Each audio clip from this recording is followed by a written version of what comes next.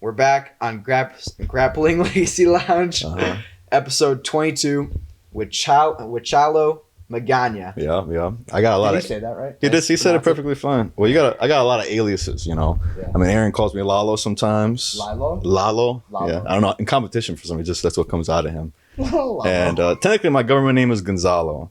But how it goes is, you know how people like name like Robert called Bob. Yeah, Bob. For people named Gonzalo, they typically get the nickname Chalo. Oh, really? So that's what I go by a lot of the time. I was curious about that. I was going to ask you about that, so I'm glad you mentioned that. Yeah, that's the lore. You know what I'm saying?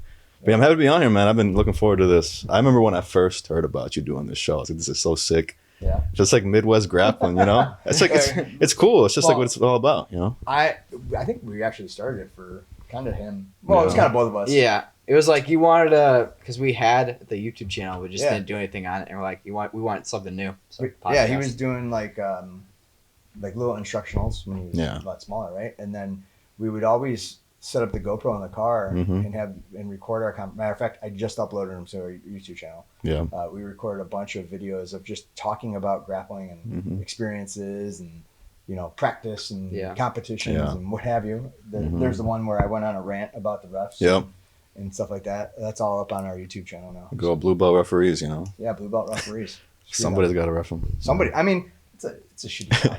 People get yelled at all the time being a ref. Yeah. It's rough. By parents, coaches. I don't know what's worse. Performers. So you've grappled when did you start grappling?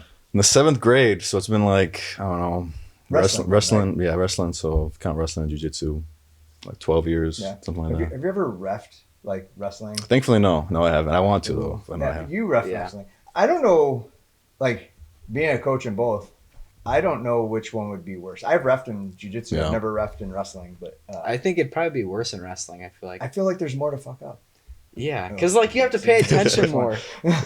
You do. Like, I feel like in jiu-jitsu, you can just like lay back and kind of like watch them do their thing. Yes and no. And then like eventually get points. There's points. Yeah, so but it's like just once in a while. Just like in wrestling though, when you're reffing, you gotta like pay attention. Yeah. Be like, okay, that's a point. Yeah. Or like there's more hand signals in wrestling than there are. In jiu-jitsu, all you're doing is just holding up like points. Yeah, you just hold up or advantage and penalties. Yeah, depending. Yeah. Well, I'm sure Geek would tell you there's been a lot of situations during the wrestling season where, you know, coaches get in referees' faces. That's what I mean. Yeah. I never see that in jiu-jitsu. I have. Yeah. When I first, you don't see it so much now. Yeah. But like when I first came up, like I think when I was a blue belt, I actually at Master Worlds, it was Master Worlds, I think. And I watched a black belt. He claimed to get a black. I didn't see the call, so I can't say if it was good or bad. But he wanted to take the ref outside to fight. Yeah. 2 Brazilians though. Yeah. 2 Brazilians. Yeah. So, wow. like, and then he ended up getting suspended from IBJJF. But like, yeah, I've seen some, and I've also seen a ref. Was it Naga? It may have been a Naga. It was either Naga or New Breed, but the ref and a coach were like, they were like face to face. Yeah. If I didn't know anything about it, I thought they were gonna kiss. Yeah, But they were yelling. So. Yeah. Naga the Wild West. Yeah, it was crazy. Oh man, good old crazy. Naga. Yeah, but I feel like in wrestling, like there's just more you have to pay attention to, like the potentially dangerous. There's like back points that could just happen at any time. Reversals can happen at any time. Like, sure, there's sweeps that can happen in jiu-jitsu, but it doesn't. But happen, not every like, sweep is a sweep, right? Some of it's sometimes it's just a so reversal. You have to know the difference but it's between. not. It's not no points. Yeah, but in wrestling, you're right. Yeah, you get on top. It doesn't matter how you get on top. Or escapes. Yeah, it's this and then if you don't give the points like immediately. Yeah, there's this one too where you're like kind of you're judging your hands like a valve. Is it? I don't know. Is it back points? Is it not back points? I don't even know what that means. I mean, I know what they're basically saying like you're right on the verge of getting back points, but you gotta have the angle. To be honest, it is stupid to make that signal because like who are you notifying? You're notifying the coach, I guess, because I never paid attention to a ref doing that signal. I was more or less, I'm gonna try and pin you. Yeah. The only time I pay attention to the ref is like when I'm pinning him and they're not calling a call. So I'll be like looking up and down, and then I've had one ref like tell me he's like, "Don't worry, I got it." Is that right? Yeah. That's and they called the pin. I think I've seen you do that at a tournament. Now that I think about it. You pinning some guy looking up at the referee. Yeah, I'm like, Aaron does that. Like he knows he has his points, and he'll look at the ref, be like, "I'm holding it for longer than 3 seconds," and then the ref will give him points. So yeah, that's how you know. Like at least from a jiu-jitsu standpoint, when you can control somebody for that, because wrestling, you don't necessarily have to hold the position, right? Yeah. You can just get it. Yeah. But in jiu-jitsu, you have to hold the position for 3 seconds. So if you have that, especially at Aaron's level, Yeah. To have that awareness and be able to control that person for that amount of time. Yeah, I feel like for wrestling wise, like especially like giving out points, I like when I was reffing, I waited like 1 sec, like just see if they were controlling, because like sometimes they'd like get on top, and then they like roll off right away, and it'd be like, well, there's no control, so no points. True. And then I'd get yelled at by coaches, be like, where's because the they don't understand that. Yeah. It's folk style. Folk style is if folk style is control, freestyle is out of control. And I feel like there's a lot. That's probably the best way to explain it. I feel like there's a lot more illegal moves in wrestling than jiu-jitsu. A lot more illegal moves. Yeah. Well, yeah, because jiu-jitsu, you want to submit the guy. It doesn't matter how. Yeah. They're really, as long as you're not. I guess you're a blue belt still, right? Yeah. So straight ankle lock only, right? Well, yeah, it depends. I mean, in grappling industries, you're allowed to reap, but you're not allowed to heel hook, whatever that. Yeah, that's dumb. You can do that's the twisting ankle lock. I don't know. Right, but you can toe hold and you can. Yeah. So IBJJF, you can only straight bar. You can only straight ankle lock. Yeah. So. That's the only big tournament I haven't done yet. I haven't done an IBJJF. I was going to ask you if you've done. Have you ever competed in the gi?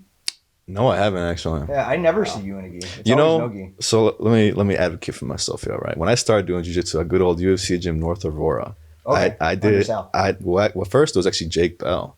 Okay. My first ever instructor was Jake Bell. For 3 months I had this guy. My first ever jiu-jitsu class was mount escapes into heel hooks. What? And this guy Jake Bell, I mean, he's a muscular guy, let's say. And dude, he was like breakdancing out there, and I was like, "There's no way I'm ever gonna be able to do this stuff." And but anyway, back in those days, I would always do 2 days of no gi and then 2 days of gi. I was always really disciplined about it. So you did gi? I did gi a lot early on. I did gi just as much. There were some weeks where I did it more than no gi. Right. Because that's kind of like, the base of your cake or whatever, right? Yeah, it's like the fundamentals. I like doing gi, but it came down to like scheduling over the past year. Sure. Because it's like I think at Pica Pau, all the gi classes are like in that 6:30 slot. Yeah. And it's just like, I don't know, sometimes it just works out that way where I can only get there at 7 or whatever. Yeah, I get that too. So, all right. Let's back up. Way back up. We went totally. Yeah. This is what happened. Yeah. Get off track. We were talking about reps, and then we went to gi. Yeah. So, you started wrestling in 7th grade. Mm-hmm. We're gonna go all the way back. Oh yeah, we're going all the way back. I'm ready for it, man. So middle school, Mm-hmm. You didn't do it in 6th grade? No. See, what had happened was I was a really big professional wrestling fan. I know a lot about pro wrestling, like a lot. I'm a big pro wrestling family, and I wanted to do it in the 6th grade, regular wrestling at school, because I figured it'd be close to collegiate wrestling. Yeah, I figured it'd be closer to WWE. I was like, whatever, I'll try it. That's trending. Yeah, I hear this. My brother was the same way. Yeah. He thought it was going to be more like WWE. Yeah. So I didn't know. My coaches told me it's not WWE. So if you win and you start flexing, you're gonna pay for it later. Yeah. But anyway, I didn't do it 6 weeks. I got nervous. I was going to sign up and I got scared, so I didn't do it in the end. So I jumped in the 7th grade, and it was at Waldo Middle School. And well, that's where I started. Big shout out to Coach Adams. He's a great middle school coach. I'm from the east side of Aurora. That's right. It's a little bit of a different vibe. It's like 88% Hispanic. Mm-hmm. My dad's an immigrant, so is my mom. They didn't know nothing about wrestling or school, how important it was. So you're the first one to jump right in. Yeah, pretty much, yeah. And do you have siblings? I got an older brother and an older sister. Older brother. Mm-hmm. But they never... No, they never How did. much older are they? My brother is 33 and my sister is 26. Okay. Yeah. So they would have been young enough to jump in at some point if they wanted. Yeah, my brother, he's really athletic. He never did any sports, but he was like, without training, he was really athletic. He did wrestling for 2 weeks and he liked it. Yeah. Then he wanted to get a job, so he wanted to make money. Right. Have the freedom. Yeah. And wrestling wasn't giving him that. Wrestling's not going to do that. Yeah. Especially back then, well, even now, high school, junior high wrestling, it's time consuming. Well, it's more time consuming than it used to be. Yeah. But I mean, I feel like whenever you talk to people, when they have force, they say, I wish I would have done it. You know? Because you got their whole life to work, That's what I always tell the people that I work with and stuff like that. It's like, man, you got your whole life to make money, man. You got to take advantage of the wrestling. See, that's what I tell him. Dude, don't worry about making money. You can make money repping now. Yeah. Mm-hmm. So first year, 7th grade.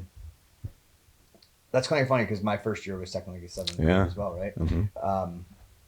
what was that like for you? Like, did you think it was WWE? Did you know that it wasn't? I know it you had wasn't. to wear a singlet. I knew who Kurt Angle was, Yeah. so I knew it was gonna be a little bit tough. Yeah. Man, I was not good. Yeah. I was really bad, man. I didn't win a match. I did not win a match in the 7th grade. At all? No, I got smoked. I went 0-12, man. Okay. I went 0-12, and I How did you take that? Like, how did you take, like, y- because was there a confidence thing there? Like, starting to happen? Like, okay, or doubt? You know, honestly, no. I was just having fun. Just having fun. And you know what? That's I give it all to Adams, you know, because he's like I've seen him get kids who like are really like unmotivated with school or like have disciplinary issues, and he can get them locked in for a wrestling season. I feel like that's what people get out of wrestling. Yeah. You know, they get the that discipline, and they start seeing, because wrestling's so hard. Yeah. The workouts are hard, the practices are hard, competition is hard, and especially if you're a first year jumping in at 7th grade, where especially nowadays, these kids have been doing it since they're 5. Yeah. You jump in, you have to kind of earn your way in a way. You know? Like, it's a confidence builder, and it's also like a confidence killer. Yeah. You know, the only match I really remember crisply from the 7th grade was I got pinned in the first, and a guy got a double leg on me, and I sat to my butt, you know, like the crackdown position. Yeah. And I didn't know what to do. And I remember his coach was a younger guy. He's like, "Climb the ladder, son, climb the ladder." And I just started wiggling, and I ended up just like, I was like, I was like, "Climb the ladder." You're like worming out. Yeah, I was trying to worm out, and he just put me on my back, and I got stuck. And I remember Adam just looking at me like, "All right, get the next one." You know, I'll get the next one. Yeah. I mean, like if you go in with zero expectation, you're just having fun. Yeah. That's a great way to look at it. Yeah. And that's a great way to start improving right away. Yeah, but he did a good job firing us up. We had a decent little squad when I was there. I mean, out of all the East Aurora middle schools, Waldo has the most, not Upstate 8 championships, City of Lights championships. Yeah. Waldo has a squad every now and again. Yeah, they do. And when I was there, especially in my 8th grade year, we had a pretty decent team. And Adams because what I liked about Adams was he was real. Like, he didn't like sugarcoat things neither. Because at Waldo at the time, even now, kind of has a reputation of being like a tougher school, like a lot of like gangs and stuff like that. And I remember like I'd have family members, "Oh, you go to Waldo?" And I remember one time after practice, Adams gave a speech, and it was the first time I ever heard a teacher like talk about it, because the teachers would always kind of like gloss over it and not acknowledge it. It was like, "Look, you know, you guys, I don't know why, but people look down at you because you come here. But if you work hard here and perform well out there, not just on the mat but outside of it, you can prove that they're wrong." That's right. And that would just fire me that's up. a coach, man. And that's what gave me the fever for grappling, man. Ever since then, he planted that seed in me, bro. So that's what kept you going. Yeah, because my 8th grade, I had a good year 8th grade. I just something clicked. I hit that good Peterson, that fan roll. Oh yeah. I had a nasty Peterson back in the good old days. I still do. I hit it in jiu-jitsu sometimes. Yeah, but we're worried about crucifixing. Yeah, I was gonna say. Well, it works out. Sometimes they don't see it coming. Yeah. You know, Dominic Cruz be hitting it in MMA sometimes. Really? I guess he did. I can see that. He even somewhat recently, like a couple years ago, he was hitting Peterson's. So, okay. I went for a Peterson recently in jiu-jitsu, and I'm like, this is crucifix. What am I doing? I'm getting caught here. Yeah. Matter of fact, I was rolling with Aaron, and we always stand up. Yeah. And I love Aaron for that, because he'll stand up. And for whatever reason, he had an underhook and I had an overhook, and I'm like, you know what? I'm just gonna fireman carry him. I'm gonna throw him. So I went in to get a fireman carry, and next thing I know, he just clamped his legs together, and I was crucified. Mm-hmm. Yeah. And I was toast. Yeah. I was just completely toast. Yeah. That's the reason why I don't hit firemen's. I don't know what I was thinking, other than it was like that's what it was. I wasn't thinking. I let my body just do it. Yeah. You know. The wrestling mindset. Yeah. Just power through it. Yeah. You'll get it. I think Gabe's put me in a few crucifixes doing that. Well, he's Yeah. starting to like crucifix. Yeah. Yeah. Mm-hmm. Yeah. He's a little jackass about that. Oh man. Yeah. Yeah. And then he likes to use his little knuckle right on the jawline. That sucks too. He's a mean wrestler, man. I've seen him out. You have to be sometimes though. Yeah, you have to. That's part of the sport. Yeah, Yeah, sometimes they sport. just don't want to move, so then you got to move them yourself. Mm-hmm. Well, you don't want to move. Yeah. So. Yeah. But anyway, so in the 8th grade, I ended up taking 4th at City of Lights. I didn't get a medal because they only medal for top 3 at City of Lights. Yeah. But now they give for me they give out ribbons for 3rd and 4th. Wow. Yeah. I could have got a ribbon then if I was got a Gabe's ribbon. age. But I went to war that City of Lights, man, because I ended up, what happened was the starter didn't make it. He just didn't show up. He got sick or something. So I took his spot. And I just I remember in the first match, So you weren't expecting to go? I just showed up anyway because I thought I might have a chance to wrestle. Yeah, sure. You know, and I had a pretty decent season up to that point, so I was like, I'm gonna show up anyway. And I ended up wrestling, and then I remember I wrestled a kid from Herget, and everyone called him, Herget, you know, your place. And I remember he had Justin Bieber hair, and I remember earlier in the year he beat one of my practice partners, and we all called him Justin Bieber hair. And I was like, oh man, I gotta wrestle Justin Bieber hair, and I was tweaking. I was stressed, and I just got fired up, and I ended up shooting like a low single off the whistle, and I like blew out his ankle. Really? Yeah. And it was funny. So Waldo was ran by Adams and a guy named Ledbetter. Ledbetter is like an East Aurora legend. He's worked all over the East Side, and that was his first time coaching middle school in a while. And I'll never forget. He was like a short, stocky, like white dude, like kind of fat. He's unfortunately passed away now, which is really sad. But I'll never forget. He grabbed me by the shoulder, and I was like. I looked at him, I was like, is he going to get up? And he looks at him. He looks at me. He looks back, and he's like, no, he's not getting up. And it's kind of like Rocky or like some boxing thing, you know? Right. And I ended up, that gave me a ton of momentum. And I ended up, you know, making it all the way to the third place match. It was great. That's awesome. That is awesome. Dude, I love coaches like that, man. Yeah. Coaches, like, they can literally change. Yes. Person, you know? Mm-hmm. They can decide. They can literally mold, like you said, you take a kid that has, you know, ADHD or whatever, right? Has no discipline, has no desire to learn in school, and then just mold him into like almost the perfect student. Yeah. You know? Mm-hmm. That's why I always tell kids, be coachable. Yeah. You never know. And be ready, because you never know. Like, you just showed up, and next thing you know, boom, you're in the tournament. Yeah.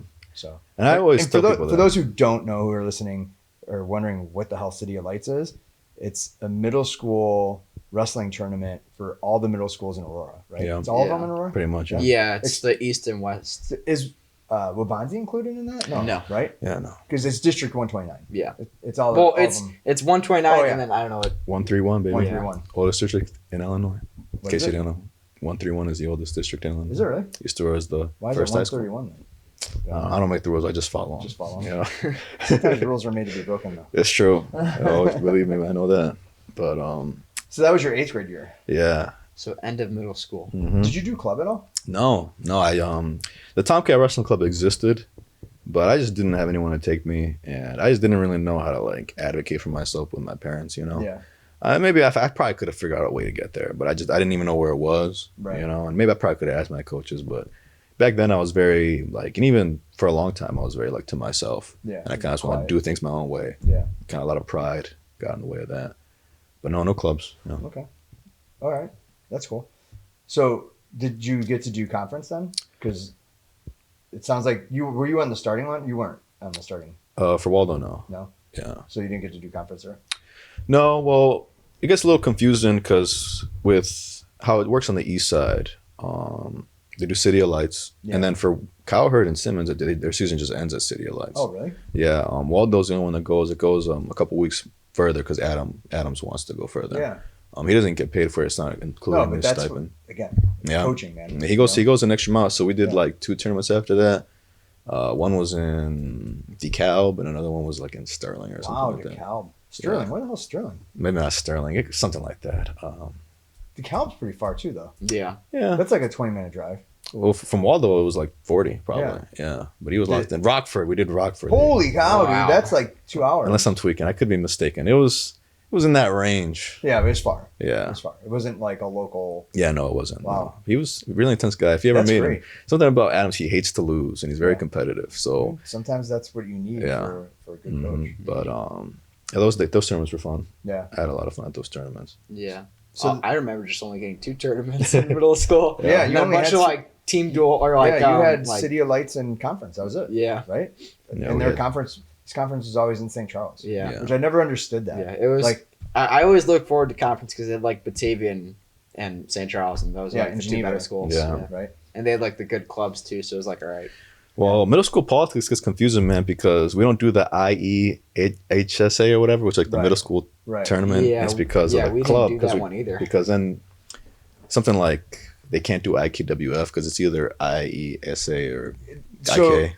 From my understand that the reason why they couldn't do IKWF and IESA think it's like Illinois Elementary School Association or something like that. The reason why they couldn't do both is because their state tournaments fell on the same dates. Exactly. But now, apparently, I don't know if it's like started this year or the year before, they switched it up. So now there are kids that are doing both. Yeah. Oh, really? Yeah. I just saw that online recently. So. Yeah. Well, it'd be nice because I know Waldo did that. They did the middle school state tournament for a long time. Oh, really? But when the City of Lights stuff got implemented and it got confusing with the scheduling, they stopped doing it. That's interesting. But Waldo had a few state champions. That's true. We did. Mm-hmm. That's something like I don't even. And maybe it was around when I was in middle school. I don't know. Yeah. But I think if looking back at it or looking forward at it or whatever, however you want to put it, if I was a middle school coach, I'd probably want my kids to do it, especially the kids that, you know, are maybe enough to do it. You know, there's certain kids that are going to go to club because it you know, IK is pretty hard. Yeah. And they want that experience. I'm not going to be like, don't, you know, stay here and practice with the rest of your teammates. Go do your club. Yeah. You know, and then the ones who didn't, I'd be like, hey, we got another option. You know, maybe you can't afford a club. Maybe you can't afford all these tournaments that are going on. You know, I feel like middle school is like the feeder system of the three. Of middle school, high school, and college. Collegiate. Yeah, when I was in middle school, my club was my middle school coach. Yeah. So, and it wasn't like we didn't train at the high school or anything. It wasn't a feeder system into the high school. Like I didn't even know that existed until recently. And I don't know that I'm a fan of feeder systems, but we'll talk about that. Maybe we'll talk about that later. Yeah. My middle school coach took all of our middle school kids that were on the team and just entered us into IKWF. And every weekend we'd have a tournament. So to me, it was like my season continued all the way until the end of March. Yeah. Regardless. It never changed. I was in the same wrestling room. Yeah. So I never looked at it any different until I think you got in the club. Yeah. It's like, oh wait, we have to go to a different middle. Well, that I knew. We had to go to Batavia High School. Yeah. Man. I mean that part I knew, but I didn't. The whole feeder system stuff I wasn't paying attention to because I disappeared from wrestling for quite some time. After I graduated high school. Well, there's so much I realized I didn't know about wrestling until I wrestled in college. When I wrestled at AU. I want to talk about that, but let's get to high school. Oh boy, high school. So you went to East. Yeah, East Aurora High School, baby. So freshman year, you wrestled. Did you wrestle all? You must have wrestled all I wrestled all 4 years. You went from middle school, high school, college. Yeah. What was I asked this of Landon when he was here. Yeah. So I'm probably going to ask some of the same questions. Not all the same, but what was your experience going from middle school to high school? You know what's crazy? I'm gonna ask you what the differences in college too. I had a big level up. Honestly, my biggest level up as a grappler, as far as wrestling goes, from 8th grade to freshman year. Yeah. I adjusted really well. Did you do any off-season stuff during that? I just worked out. You know. So you just started lifting? Yeah, well, not a ton. I was really big on running. Okay. I was a cross country guy and a wrestler. So I'd love the running. If I could go back, I would have lifted more. Yeah. I mean, there's so much that I know now. Yeah. Because I was kind of doing it on my own. No one was really. I was just building the plane as I was flying it. We didn't lift much either. Yeah, I wish we did, but not. I think it was like maybe once a week. Crazy. Yeah. Probably would have helped for injury prevention, which we'll talk about later. Totally, yeah. But no, I just jumped right in. I'll never forget my first match in high school. We went to a private high school in the south side of Chicago called Wendell Phillips. Okay. This is a really funny story. So, first of all, we got early release, and we still didn't get there till like 5:30 because it was in the city. Yeah. And we're using, we're taking this, this giant bus, Right.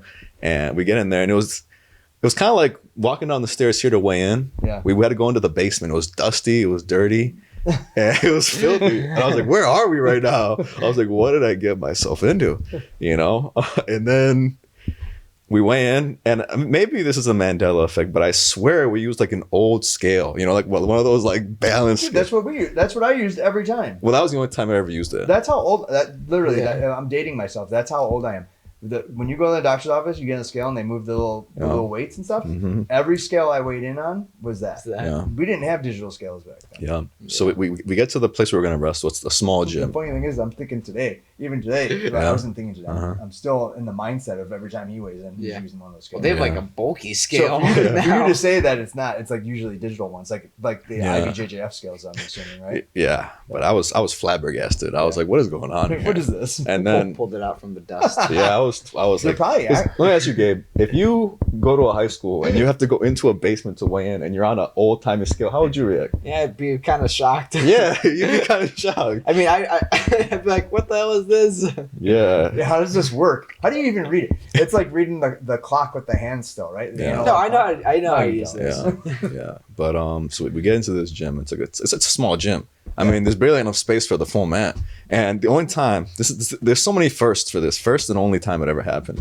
My coach didn't have a chair, so he was coaching like on his knees. They had like a mat for him. Wow. So he was coaching on his knees, and oh my god! So like Wendell Phillips is like I think it's a private school. It's like predominantly black. So like I think it's like a youth outreach kind of school. Yeah. Great, which is I think they're doing good now.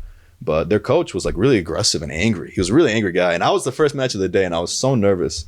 So I lock up with this kid, and he's so strong, and he's whooping me, and I'm like, oh my god, what am I doing? I never should have wrestled, And then the second period comes, I take down right away, and I just hit up Peterson, and I put him, and he was so gassed. He only had like a minute of cardio in him.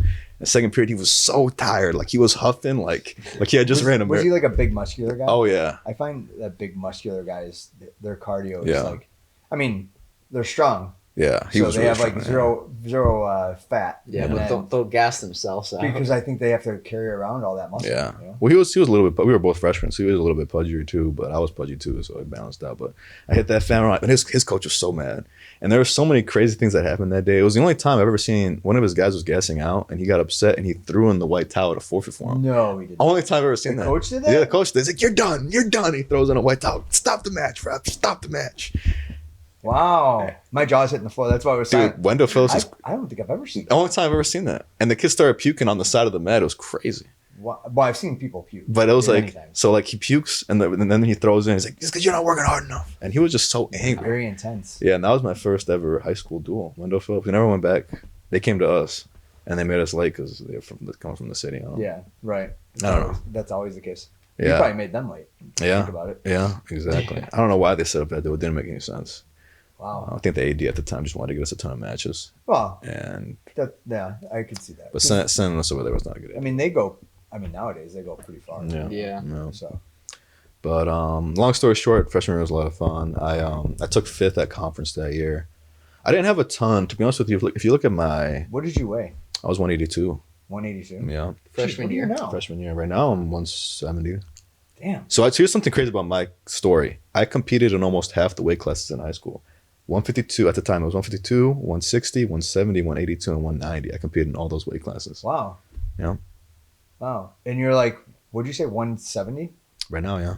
Jeez. Wait, so you did cross country and Yeah. you were like 180, right? Yeah, I wasn't very good at cross. Oh. So I guess I ran cross in middle school. Then I had to stop 3 years in high school because I did the marching band.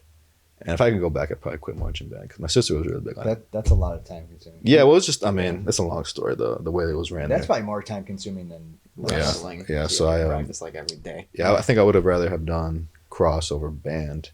But I mean, not to get into college topics, but I used to work with a college prep program, and I was part of a program called Upper Bound. Mhm. So I went to a bond. I know how much about scholarships and how to get them and stuff like that. So band was probably better for resume building in the Yeah, long run. So it worked out. It was what it was, Yeah, but- especially if you're trying to get to college. It's Yeah. probably more. even though I didn't Yeah. do it, it's just, I don't know if like whenever you see a fine art Yeah. on a resume, the scholarship people love that Yeah. stuff. It's probably, I was gonna say, it's probably way easier to get a scholarship for band than it would be for wrestling. Yeah. I feel like wrestling Oh, yeah. scholarships are way low on the list of college. Well, if you just find these like merit-based scholarships, like a lot of people, like maybe you're not going to play band in college, but just the fact that you did it, people like that, and money will just come out the woodwork. But anyway, I was 182 in freshman year. I was a bigger fella. Mike Davison said it. I remember the first time I weighed, he's like, you got the weight to lose, son. So I think you should, try to lose some weight. And I was like, you're right. I was gonna say, did they ask you to cut down at all? Well, at least they never force anyone to cut. But he said, you should think about, I wasn't going to be a varsity guy. He said, if I were you, I'd just slowly start to pull down. That's pretty much what happened. Like every season, like I would slowly lose 10 pounds. Yeah. That's interesting. Yeah, getting back into the flow from not doing anything. Was that like at the beginning of the year, you're like 180 and then you dropped to 170? Or 170 or Well, that year, my freshman year, I didn't lose a ton. Because to be honest with you, when I walked in weighing like 186, 187, and I pulled on 82, and I think the lightest I got was probably like 78, something like that, 77. Okay. But I locked in sophomore year and I started to pull down a lot of weight. So, and that's East Aurora that Yeah. you're at. So East Aurora is a pretty old school. I think yeah. It's older than West, right? It's the oldest school in the state. Because the oldest. Oldest district. Yeah. It is. Yeah. So what's the wrestling gym like? Oh man. It's gotta be So awesome. no. I know. Oh my Dude, god. I like old Hard I math. No, here's like the problem. old wrestling gyms. So we had a wrestling room for a long time. Yeah. Okay. Then I think around 2015, crazy, after we had a state champion. So Tim Young won the state championship for East Aurora 2015. Then we got a mural in there, and then I don't know, they just destroyed all of it. I don't know the full story, but they ended up using it for like a The mural? no, the whole room. Oh, okay. They just took it over for something else. Probably baseball. No, it was. I think, to be honest with you, I think it was a nursery. Really? Yeah, because I think there's a lot of teen pregnancies. Yeah, so teen pregnancies back yeah, then. Yeah, I guess that compute. That adds yeah. up. So they ended up taking away our wrestling room. So right now we practice in the freshman gym. So we have to roll out the mats every day. Oh, Yeah. that sucks. Yeah, it's so annoying. Wait, freshman gym? Oh, East Aurora's big, man. East Aurora's. They have a gym just for freshmen? Yeah. We Mhm. Do you guys have a gym Yeah, for we that? have a gym for freshmen too. Really? Yeah, It's huge. the main gym. Really? Yeah, we have with the field houses. We have those for like the juniors, sophomores, and seniors. Except like they'll merge the classes. Like we have When I- athletic PE. When I merge went all of them. to Wheaton Warrenville, it was there's two gyms. Now there's like 10, but I don't remember it splitting off. I don't remember like them taking freshmen and freshmen are only over here and all the other classmen are over here. Yeah. It was we mingled everywhere. Yeah. It was different times. I guess. Well, they call it the freshman gym. It's not always used for freshmen. It's just it's a huge school. I mean, there's like 4,000 kids who go to East Aurora. Jeez. Probably a little more. Probably a little more. I think you guys have like probably doubled than us because I think we have like maybe 3,000. Yeah, we're pretty close to 5,000 people in that building, man. Wow. So I feel like every time I'm there, I mean, I only see the gym. So We don't only know. see the entrance of the gym. Yeah. yeah, It looks So I pretty guess nice. I guess I really don't realize how big it is. It yeah, doesn't. man. The angle where I come in at, it doesn't look that big. Dude, it's a big school. Yeah. I'm a teacher there. In case you didn't know. Yeah, there's a lot of nooks and crannies, man. There's a basement. It could double as a bomb shelter. Do you guys weigh in down in the basement? No, thankfully, no. That basement's real treacherous, man. You don't want to get caught down there, Yeah. Does it flood? I mean, it's old. So Yeah, it's gotta yeah. flood, Sometimes right? it floods. Yeah. Wow. Yeah, but anyway, Are some of the mats stored down there? No. no, thankfully not. You guys don't have to you guys just roll them up and then throw them under a stage or something. We have to put them in the closet.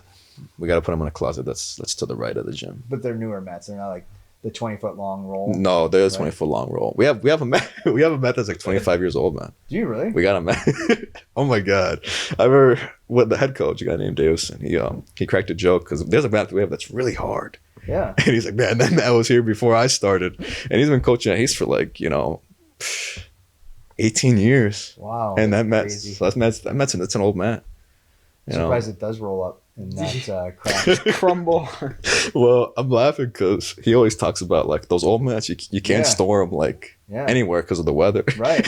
So it's Wait, like so then did you wrestle on that mat? Yeah. I was Yeah. just saying when you're in high school. you yes, guys- in high school I wrestled on that mat. Wow. Yeah, That's crazy. That but is crazy. it's a hard ass mat, bro. Yeah. It's I can painful. imagine that being hard. I don't roll on it anymore. I feel like Yeah. West, like we these don't got mats those. here, like the jiu-jitsu mats. Yeah, I hate doing takedowns. with Yeah, these mats. everybody They're does. So freaking hard. scratches up your feet, man. Yeah, I feel bad when we're doing them at Pica Pau. But Yeah. Pica Pau's Yeah. mats are at least broken in more. Yeah. You know, Yeah. They're a little bit softer. Yeah, These mats don't get used in nearly as much Yeah. as Pica Pau. I Yeah. mean, one class of Pica Pau is like probably 40 years of these mats. yeah. Yeah. These mats. It's just you and I and Brandon down here. Yeah.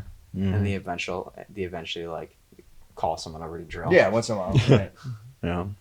So Mhm. wow, yeah, I can imagine, dude. That like old wrestling mats Yeah. are and they're thin. They're Oh, usually thin, yeah. right? So a lot Because of them are. the I forgot what it's called. The foam Mhm. kind of like shrinks a Just little shrinks bit. over Yeah. time. Yeah. Wow. So okay, getting back to freshman year.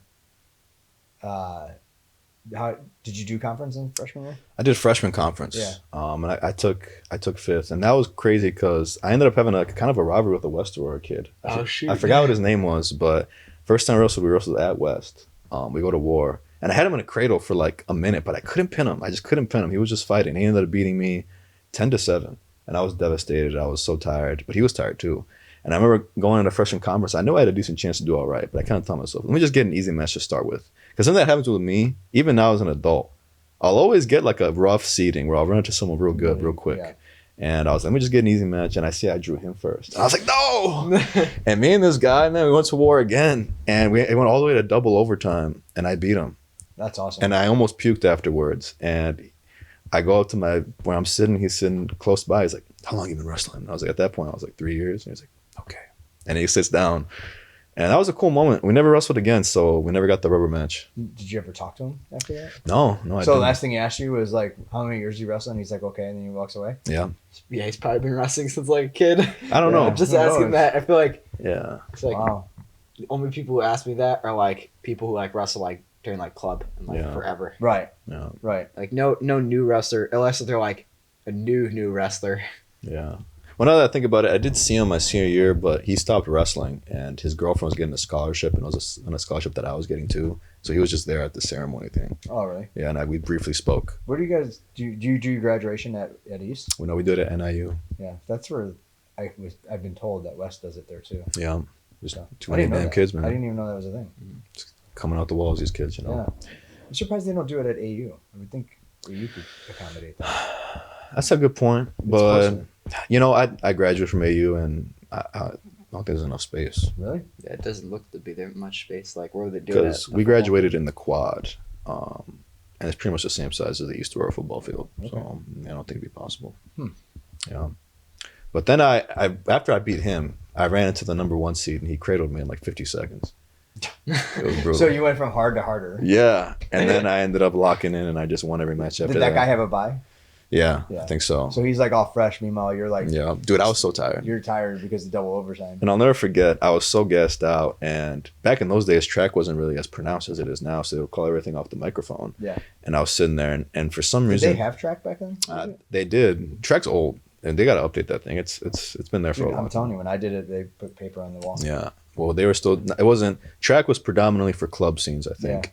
Yeah. But then they still got some more kids had iPhones or whatever. Yeah. But anyway, and I remember they announced my name, and I was like, "Am I up again?" And my coach, who was there, Mick, he was there at the time, was for freshman conference. He's like, "No, you're not gonna wrestle again. You're tired as heck, you know." But they were just announcing that I won in overtime, to like, and that's that. They don't even do that anymore. Yeah, right. Yeah. That's only for like finals matches. Yeah, it was like freshman conference. Or they do IHSA. They do it for the blood round. Yeah, I think. But so one time they announced my victory. So no, I think for every match in ISSA, IHSA, state they do it. Yeah. But I mean, like at sectionals, they do it for like the blood rounds. They'll announce the winners of each match. Mm-hmm.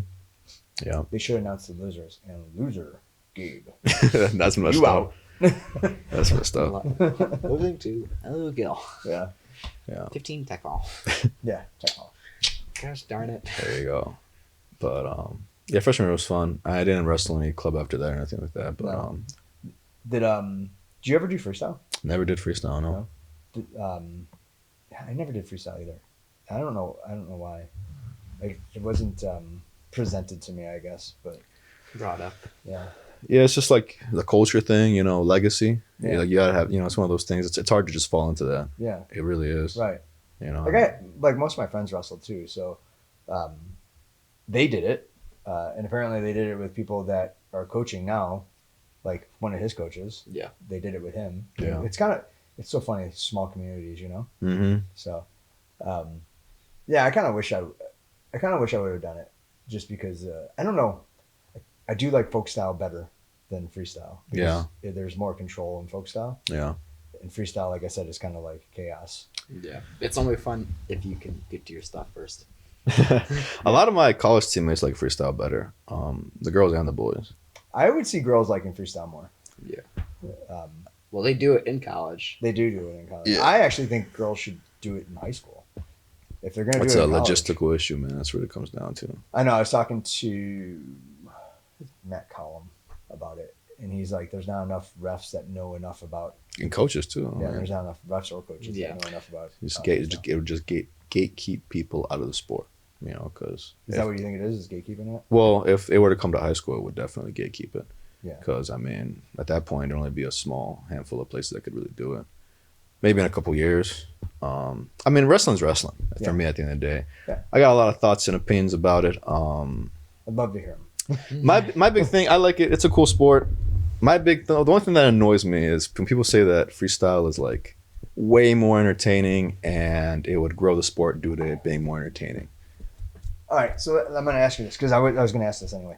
What do you think of RAF, Real American Freestyle? I mean, I like it. You know, it's fun. Yeah. But what sells it, and this is what people don't understand about combat sports. What sells combat sports is the story. It's not the quality of the match. I mean, that's why WWE does so well. It's the storyline. Yes, exactly, and that's what boxing and UFC they all borrow from the pro wrestling playbook because you cannot promote wrestling or fighting the same way you promote football. Right. You know, and everyone throws around this term spectator sport. Yeah. You know, whether it doesn't matter. I mean, baseball's not very exciting, but it pulls a lot of money though. It does. And that's because people know. Because it's relaxing to watch. You know, you could sit there. There's nothing better than sitting in the bleachers with a cold beer, watching a ball game. Yeah. You know, on a nice day. I was at a party the other day, and this hit the nail on the head. He said it was some guy. He said I stopped watching UFC because there's just so many names and it's hard to keep up. And that's the reason wrestling hasn't grown. Same reason. I mean, yeah. It's a lot of names, man. It's hard to keep track. There's a lot of names. But, like, UFC is usually top 15 of each weight class. Yeah. Or in the UFC, you know? And that's top 15 of the UFC's ranking, not necessarily the world ranking. Because there's other MMA places that there's probably better talent. They're just not there yet, right? Amateurs. So there are a lot of guys, but if you pick the weight classes that you like and you really follow it, like, when I first started watching it, I was watching 125, 135, 145 because those were closer to my weight class. Mm-hmm. But then I started seeing GSP, and you know I started gravitating more to the higher weight classes. Yeah. And now I find them all entertaining. Mm-hmm. So I used to write for a media outlet called Overtime Heroics. And it was really low key. I mean, I got like $10 over 3 years. Yeah. So I knew a lot about, you know, UFC. I could tell you like every ranked fighter in every weight class. I was pretty sharp. Did you keep the stats too? No, but I was pretty sharp with it. And I wrote a lot of articles and stuff like that. Is it online? I think so. A good part. So like Well, Overtime Heroics doesn't exist anymore. This is how my brain works, man. Because I'm like, you know, 90s kid. So I think when you say you're writing for like the newspaper. Oh no, it was all online. Yeah, it was all online. That's what I think. I know. It's kind of funny. An online media, or kind of like Bloody Elbow or stuff like that. Yeah, that's awesome. Yeah. I didn't know you did that. I did that for a while. You know, it was fun. But I bring that up because it's like people always talk about, you know, student athlete. You know, you got to put the student before the athlete. Yeah. Professional athlete. You got to put the professional before the athlete. Right. A lot of these guys, even in MMA, and I would talk about this on MMA bases, you know, you have to promote yourself. And I don't mean like you got to be Conor McGregor and talk all this trash. No, but you do have to promote your fight. And you mentioned George St. Pierre. He never really talked trash, but he was a really popular fighter. Yeah. And it's because he would kind of do the opposite where he would uplift his opponent. Mm-hmm. You know, he'd be fighting Dan Hardy. You know, Dan Hardy wasn't, you know, the best guy, but he'd say, oh, Dan Hardy's got the crazy striking, so you better watch it because I might lose this fight. And I would like to see some of that in wrestling. You kind of see that with Sarukian and the other guy, right? They had the biggest RAF event of all time, and it was because of Sarukian and the other guy, because there was a storyline there. And people know, oh, that's the guy from TikTok. Yeah. You know? Right. And that's a storyline. Yeah. You know, and like I was watching the Big Tens last year. I mentioned this to you one time. I think, you know, you interview these wrestlers and they all kind of say the same thing. You know, you don't gotta be a. They're not. Yeah, they're not trained to cut a promo. Yeah, but and I feel like when RAF first started, and they're still first starting, but I feel like their RAF 1, they tried to get these guys to cut a promo. Yeah. After every match, they're like, who do you want to fight? And then they'll call like some random UFC guy like Bo Bassett. He was like, "Yeah, I'll go against like Conor McGregor, I think he did call Sean O'Malley." Like they're not even wrestlers. Well, all these guys could benefit from going to promo school. They absolutely. And it's like I said, you don't gotta talk trash because that's what the UFC and RAF always do. Who do you want to fight next? But there's so many other angles you could do. Yeah. You know, like what does this mean to you? You know, let them cut a passionate promo about their life. You know, Dusty Rhodes style. You know, I mean, talk about how what it took to get there. Exactly. You know what I mean? You know, that's the story to me. And that's kind of why we were doing what we're doing, right? Like I want to hear. Yeah. I know our story, our background, our legacy, if you will. I want to know what everyone else is. Yeah. You know, especially my friends from Pica Pau. Like definitely, you know, people I train with all the time. You guys are like, everyone's an amazing person, and you all have a story. So everyone's It's got true. stories. That's what I was thinking. That's what I like about the show too. Everyone has a crazy path, Yeah. like James and Yeah. some of these things I've heard on the show are crazy, man. Oh, it's awesome. Yeah, it's awesome. It's been a ride so far. Mhm. But you're right though. Like you get that like maybe 2-minute interview at the end of your match if you win. Like, Yeah.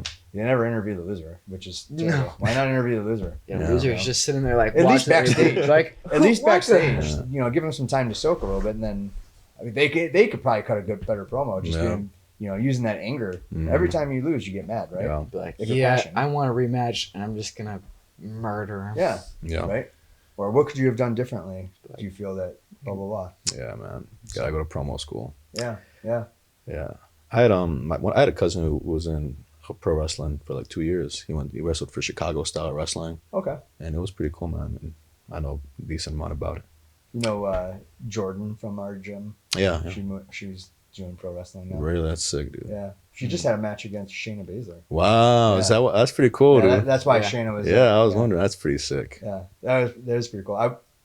I keep telling her, I was like, one of these days I'm gonna get out there because I've been wanting to go and watch one of her shows because everything she's posted online, amazing. Yeah. So Mhm. it looks really really entertaining. Yeah. So But anyway, sophomore year of high school. yeah, sophomore. Yeah. But we were getting there. We're Yeah. coming back to it. Yes. This is that's what It's the happened. grappling The legacy long launch. haul. Yeah.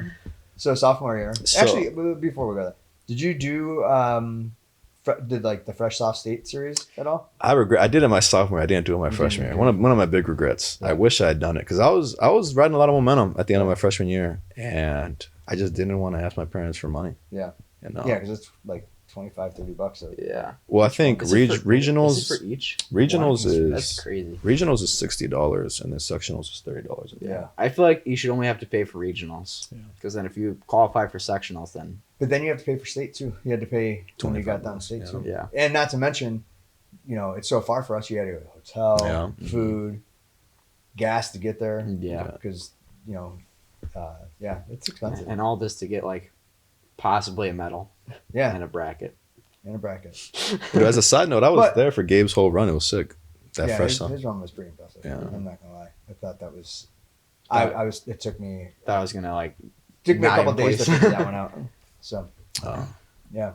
So sophomore year, what were the improvements or non-improvements? So I got a little stagnant. I was still working hard. I just started to plateau a little bit, and one of my big regrets, I got really obsessed with wanting to wrestle varsity. I really wanted to be a varsity guy, and there was an opening at 190, and I was like, I'm gonna wrestle that spot Yeah. and prove that I can do it. What did you actually weigh though? I was 170 pounds at that point. So you're 170 going up to you're 20 190 pounds Yeah, under. mhm. just to make varsity. Yeah. But what's crazy is flashing to the forward. We had a guy named Kevin Sanchez who did that, and he actually made it to the blood round at varsity regionals last year at 190, weighing 170 pounds. That's awesome. So he was like a better version of me.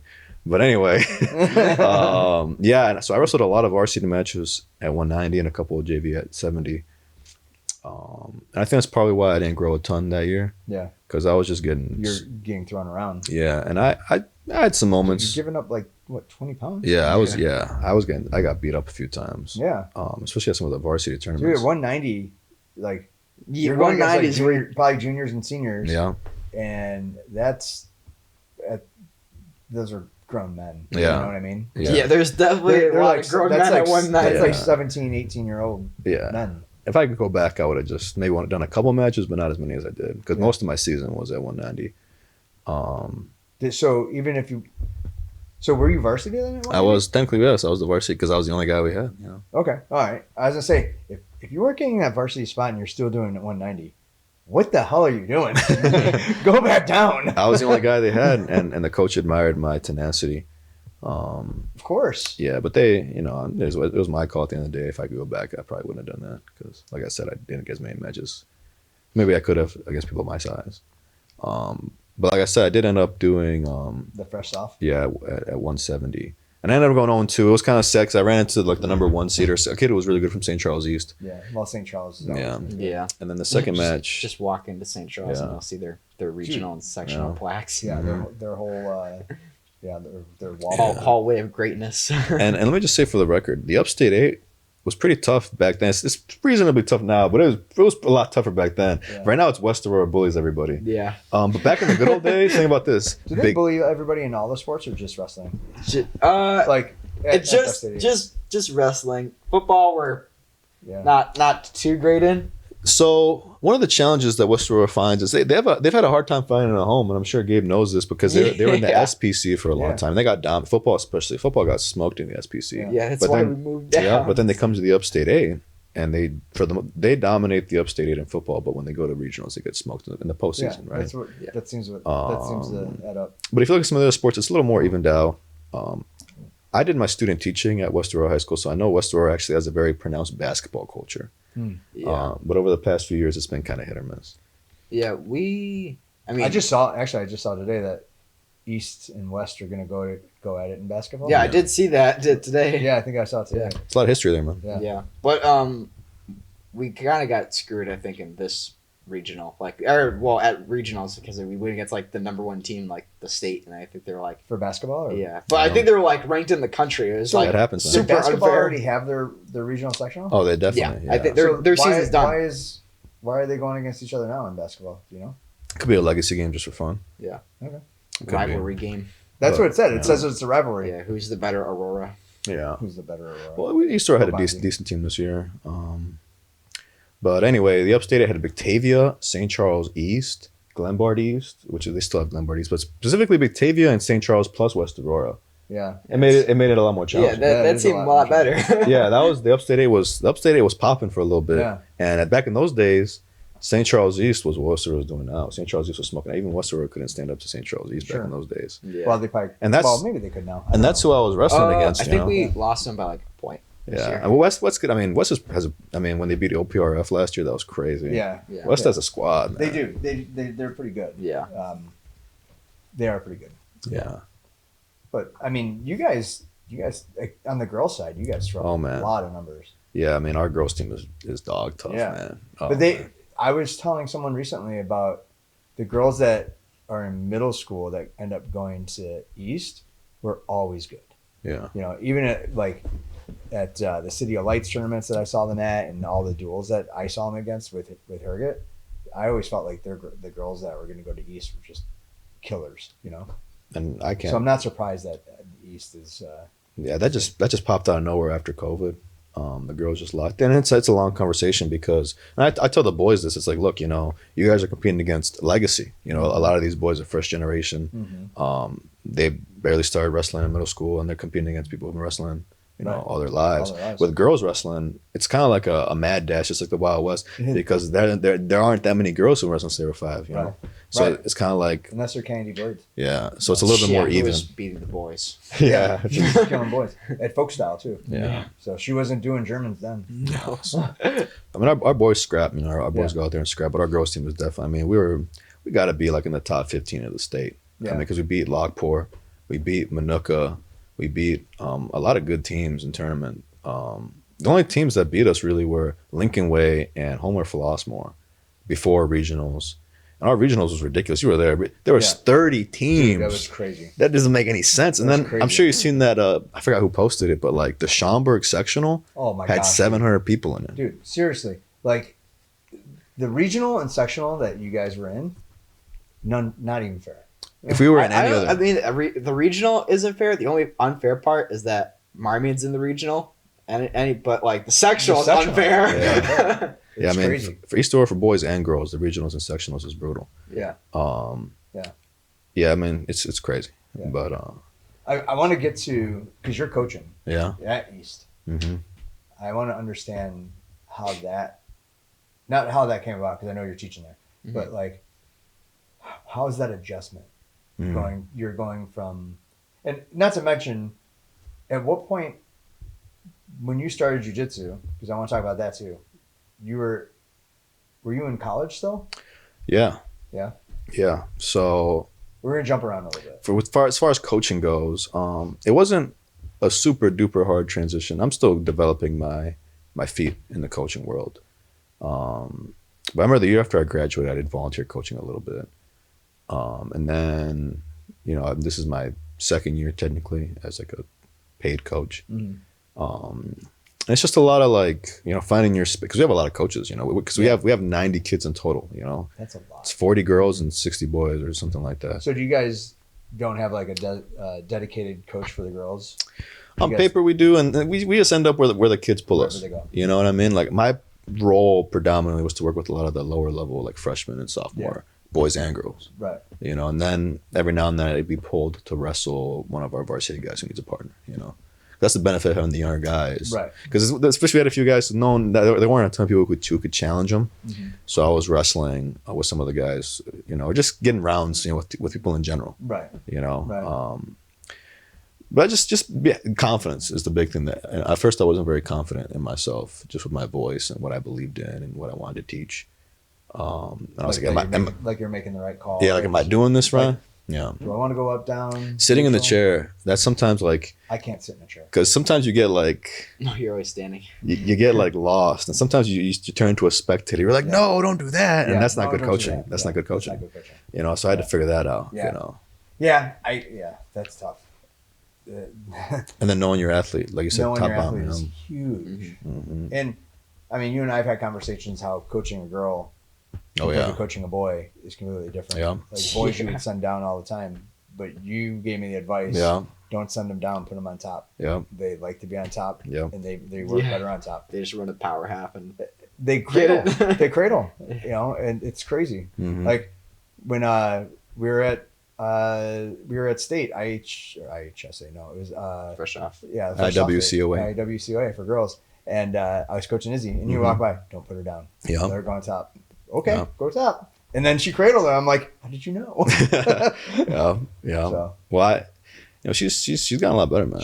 She made it to sectionals. I mean, she's one of those like I call them like gunslingers. You know, she's either pinning them or she's getting pinned. Yeah. And you don't see a lot of that. Right. She's good at. She's really good with scrambles. Yeah. You know, she's obviously everyone's got work to be done. Right? Yeah. But she listens. You know, she's very coachable. Very coachable. So, which is to me is the best quality of anything. Yeah. You know, you can't, and she's got that drive and heart. You know, you can't teach the drive, you can't teach the heart, and you can't teach someone to be coachable. You could beat it into them, but that doesn't mean they're listening. You know, they probably won't get anything out of it. Yeah, I'd like to see her go on a state run. Hopefully. Yeah, I'm hoping she can. I think she could. I think she can find a mate. She's going to be a senior next year, so. Yeah. Oh, right. I thought she was going to be a junior next year. No, I think she's a junior now. Yeah, she's a junior right now. Oh, damn. Yeah. She's going to Spar. Yeah. Yep. So there's that. It's good. You went to Spar, right? A few times. Because AU. Yeah. But it was tricky with me because my junior year, I dislocated my shoulder for the second time. Dude, I didn't realize you had, because I was going to talk about that too. Yeah, 3. Jeez, same one. Yeah. Wow. Mm-hmm. So, when was the first time? Junior year of high school. Yeah. Was it wrestling? It was. It was so dumb. Oh my god. This one annoys me so much. So my junior year, I finally got the varsity spot for real. I got it at 160.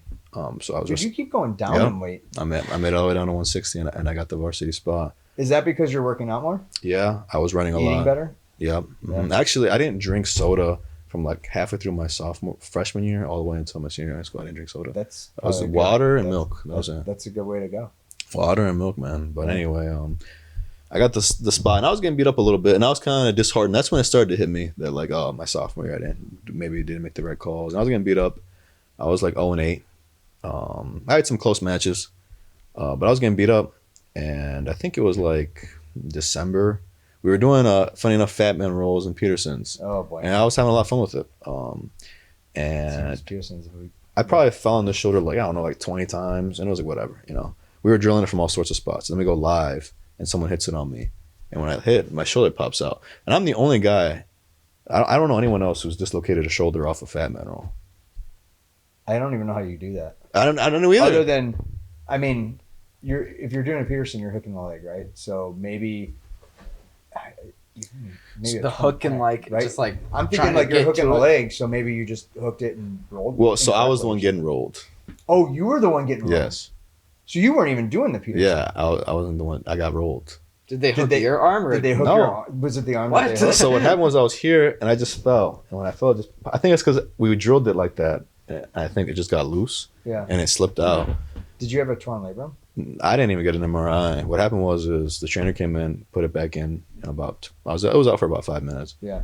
And I did rehab with the trainer. I didn't even really explain it to my parents. Yeah. You know, because I didn't want, it was whatever. Sure, you didn't want to deal with it. Yeah, so I just did the rehab there, and it was fine. Also, you were probably thinking, like, it's fine now. Yeah. It probably didn't come out right away after that, so you're like, it's fine. You It was got just a popped freak back thing. in, it's popped fixed. It's fine. Yeah, It's fixed. exactly. And to be fair, I did all the physical therapy that he showed. I did it I did it a lot. Mm-hmm. And I actually came back 3 weeks later. 3 weeks later, I was back to wrestling. That's a quick turn. Yeah, and then I ended up losing my varsity spot to a guy named Contavian Chunky Woods. And you can't, that's his nickname, Chunky. And you can't tell the Gonzalo story without talking about Contavian Chunky Woods, because he transferred from West. And before I dislocated my shoulder, we had a challenge match for the varsity 160 spot. And he beat me 3-2. And I was so heartbroken. I was like, dang, you know? So he transfers from your rival. Yep, beats and takes my spot. Your spot. Yeah. Did you wrestle him while he was at West? No, I didn't know who he was. That's interesting. But I got a lot of love and respect for him. Did he transfer mid-year? Yeah. And he was allowed to wrestle? Because you can't do that now. Well, he had to move. He moved due to life circumstances. Okay, How it works is if you fill out a paperwork, it says you're good. Yeah, that's the exception. Mm-hmm. Okay. So he took my spot. So when I came back, I didn't have it anymore. But I wrestled JV conference at 160. I took fifth. Fifth. I took fifth that year. Okay. And it was tough because how it worked was I couldn't wrestle back, so I won my first match, and I ran into a St. Charles East kid. And that always happened. I'm telling you, every time, man. I win my first match, second match I lose, and how it worked back then is you couldn't wrestle all the way. So it wasn't like a true third. Yeah. The best I could get was fifth at that point. Right. But I managed to get it. And then yeah, because you lost your first match, right? Yeah, and the third you probably get like from like losing like the semis. Yeah. Yeah. Right, yeah. So junior, I wrestled good. I feel like the record didn't necessarily reflect the skill jumps. But were you on varsity then? Yeah, like I said, I was varsity for a little bit. I lost to Contavian. And then I really locked in my senior year on the summertime. I was working out a ton. I started lifting. I lifted with football players in the springtime. With who? The football players. Okay. They let me lift with them. I was working hard. Did your coaches ever bring you guys in over the summer? Yeah. But honestly, it was optional. I mean, a lot of people didn't show up. Yeah. A lot of times I was the only guy showing up because the East Aurora program was a lot different back then because the two coaches are two guys who they're blue collar guys who work in trades. Yeah. They weren't in the building. There was only one coach in the building at the time. I wonder if that's common. No, it's not. Because most coaches are like affiliated to the school, right? Yeah, exactly. Or just like a teacher. Or a teacher somewhere else, right? Mm-hmm. That probably has a kid in the school. Yeah. Or something like that, right? So there was only like 25 guys on the team, which is a lot different from what we got now. That's small. Yeah, we were a smaller team. At most 35. I feel like that sounds like my middle school. Yeah.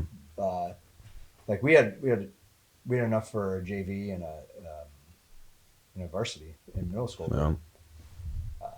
Yeah. I mean, high school you usually have enough for freshman, sophomore, JV, and then JV2. Yeah, at the time we used to JV1 and JV2 or something. Yeah, I mean, if you look at the West, they got a whole army. You know what I'm saying? Yeah. Now we kind of got an army, but when I was in high school, we didn't. You have 90 kids. Now we do. Back in the good old days, no, we didn't. It's funny when you say good old days. The good old days. Good old days. You don't even know what that is. That's like when you were working. Yeah. Good old days were before the internet. Yeah, there you go. That's nice. Perfect. That's the real good old days. You can get away with a lot more. Mm-hmm. Invention of the Ring doorbell. Yeah. The invention of the Ring doorbell ruined things for you guys. Mm-hmm.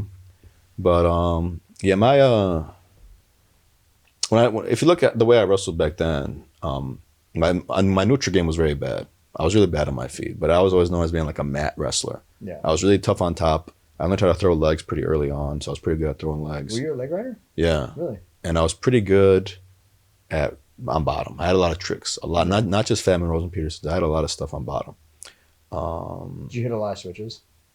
I would get to sit out. Yeah, sit out. Too. Yeah, but I wouldn't always hit the switch. I'd usually sit out to Peterson. That's what I was gonna say. That's a great way to set up a Peterson. Yeah. Mm-hmm. So I knew every way to set up that gouge arm Peterson. But yeah. And I remember another guy from West Aurora, a guy named Parrish Watson. Parrish Watson. That was a tough name. And me and that dude, he beat me 3 times. But I had like a little mental rivalry with that guy. And he ended up, was crazy, his senior year, which was my senior year too, he won conference. And then he went 0-2 at regionals, man.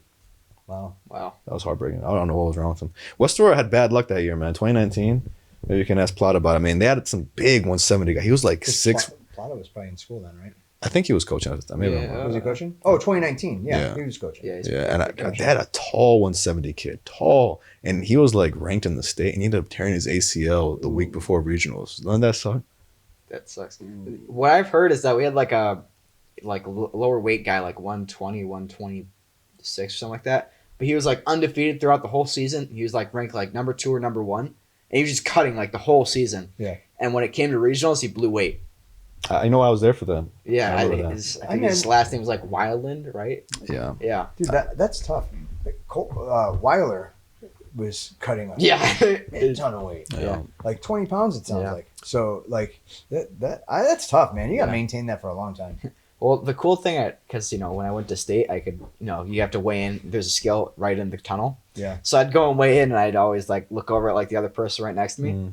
And the 106 guy who won that year, Odiati. Yeah. He weighed in right next to me, and he was like 6 pounds over. Oh. And I was like, he had to weigh in the next day. Dude, that's rough. Yeah. Yeah. Although, I mean, down there you get access to the college wrestling room. Hall. Yeah. So that room, I imagine that room's hot. Do you guys keep your wrestling room hot? Try to, but we're in a big old gym, so yeah. What are you gonna do? Kind of harder. Because you're in the freshman gym, that's right. Mm-hmm. Good old freshman gym. Yeah. Huff Hall is hot. So, going back to that, you said that they had a state champ, and they had a mural for him, right? It was just a wrestling. I never actually seen the mural. Okay. But was it like a board with like plaque? names and stuff and like the Something. state qualifiers? Yeah. I don't know what. So what do they do with that stuff now? It's gone. It's gone. It's gone. That's sad. Yeah, it is sad. Yeah, Tim Young's probably one of the best Royal wrestlers of all time, man. Yeah. People forget, man. The Joe Rogan, but anyway, Tim Young. I mean, because he once made the Olympic team in Greco, but he lost to a dude named Alan Vera at Final X. He's an East Royal graduate, man. Do you know him? Yeah. Yeah, he's Tim Young. I think he might be the last public school Aurora state champion. Really? Yeah, because that's the one thing that East Aurora has over all the schools around that are public. Izzy went to, what year was that? 2016. When did Izzy go? Which is Izzy Martinez? Yeah. That was like the 90s. He was not in the school in the 90s. Izzy Martinez? Maybe it was. Yeah, he was like it was like late 90s. It was like 19. Yeah, that's right. Or 'Cause I graduated in 96. So he was West Aurora's right most before recent that. state champion, if I'm not mistaken, is Mario Gonzalez from the Barracks. Yeah. Which was right. 2010. Right. And then you got to go to 2016, which is East Aurora Tim Young, and there hasn't been a state champion from a public school since then. So that's the one. Wabanzi ain't close. No, Wabanzi's not close. Matea had a squad, but they lost forget it. about Matea. Yeah, they lost their squad. Yeah. They don't have a wrestling team at all? They do, but I mean, like in terms of like a really competitive squad, got it. I And- thought I saw them at regionals. Yeah, I mean, I thought West was gonna get the next one. 2 years in a row. Yeah. With the Cereals, both Cereals was in the finals. It's heartbreaker. Huh? Yeah. Being there it was crazy. It was crazy being there. Yeah. Well, at least for Yeah. I wasn't there for. I watched the other one. I watched Dom. Yeah. Dom, he should have got it. He should have got that state title. He Didn't he tech that kid at sectionals? he like beat him pretty significant. Like Liam Kelly. Liam Kelly. Yeah, he should have got that state Yeah, championship. that was stupid. It was because Dom, his shoulder is just like in shambles. Yeah. Well, he was holding that thing together all season. Well- that whole season. So If I'm not mistaken, in the second or the third, they put Dom on bottom, and I don't know. I don't remember. With a rough shoulder. We talked about that at East a little bit. yeah. I don't know. I just remember him getting taken down and then like he was just cranking on his shoulder and he just could not get up because of that. Yeah. Well, unfortunately, the way maybe it's not the same way as it used to be, but like it isn't jiu-jitsu. Like you see someone with a sock on their foot, what are you gonna do? You're gonna ankle on them, Yeah. right? So they are a target, which sucks. Yeah. And it just sucks. Yeah. You gotta do it. You gotta Hats do it. off, man. He freaking held He's in a there. great wrestler in Yeah, D1. it's fantastic. Yeah. So Yeah. But my senior year was brutal, man, because I made 152, and man, making Dude, how do you go from 180 to 52, man. to 152? Yeah, and that was hard. I shouldn't have been going to 52. That's another. Was that your hardest cut? Yeah. Were you cutting the whole Oh year? yeah. Oh man, I missed weight a few times. Yeah, I was gonna say. Back then, did they give you the 2 pound allowance? After Christmas, yeah. Yeah. When did that start? From when I started in high school, there Did was it a start after COVID? maybe? After you No. graduated. No, because COVID was 20. Gosh, I'm thinking 2000. I'm thinking 2000 was COVID. That's my brain is so messed that's up. how it goes, man. I'm getting old. Yeah. What are you gonna do? Yeah. But I bet you that's when it started. Was 2000. 2 pound allowance is great. yeah, but 52 was no. I mean, with what I know about nutrition now, I probably could have made it better. And I wasn't doing it terribly. Like I wasn't starving myself, but that was part of the problem, man. And I just didn't. I don't know. I didn't do it right. It's the bottom line. Because I would make 52 and then I'd spike up to 56 or like 57. I was always worried about was couldn't wait. And you gotta remember, my junior year, I was 0-8 until conference, and I made it up to 5-8 or whatever. I took 5th. Senior year, I was trying to make 52, and by the time I made it to regionals, my record was 5-18, and I was pretty frustrated. I was like, because I worked hard in the summer, and something I didn't mention. My senior year, I wrestled Contavian for the starting spot at 160 again. And keep in mind, my junior year, I lost to him 3-2. Right. So I was working hard. I was working real hard there in the summer. And he ended up smoking me. I was like 8-2 going into the second. Was he working over the summer? No. Oh my god. And That's from what I heard, more frustrating. that's what I heard anyway. He wasn't working very hard. Like he was going through things. It wasn't his choice. It was just life. Yeah, life.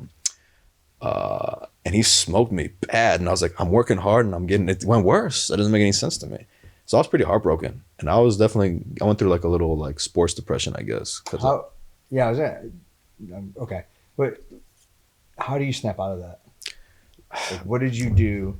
What changed you from going down, right? So you're hitting like grappling and most sports are peaks and valleys, right? Yeah. So now you were coming off of kind of a peak, and then you just tank because you lost this guy, someone that you probably could have beat.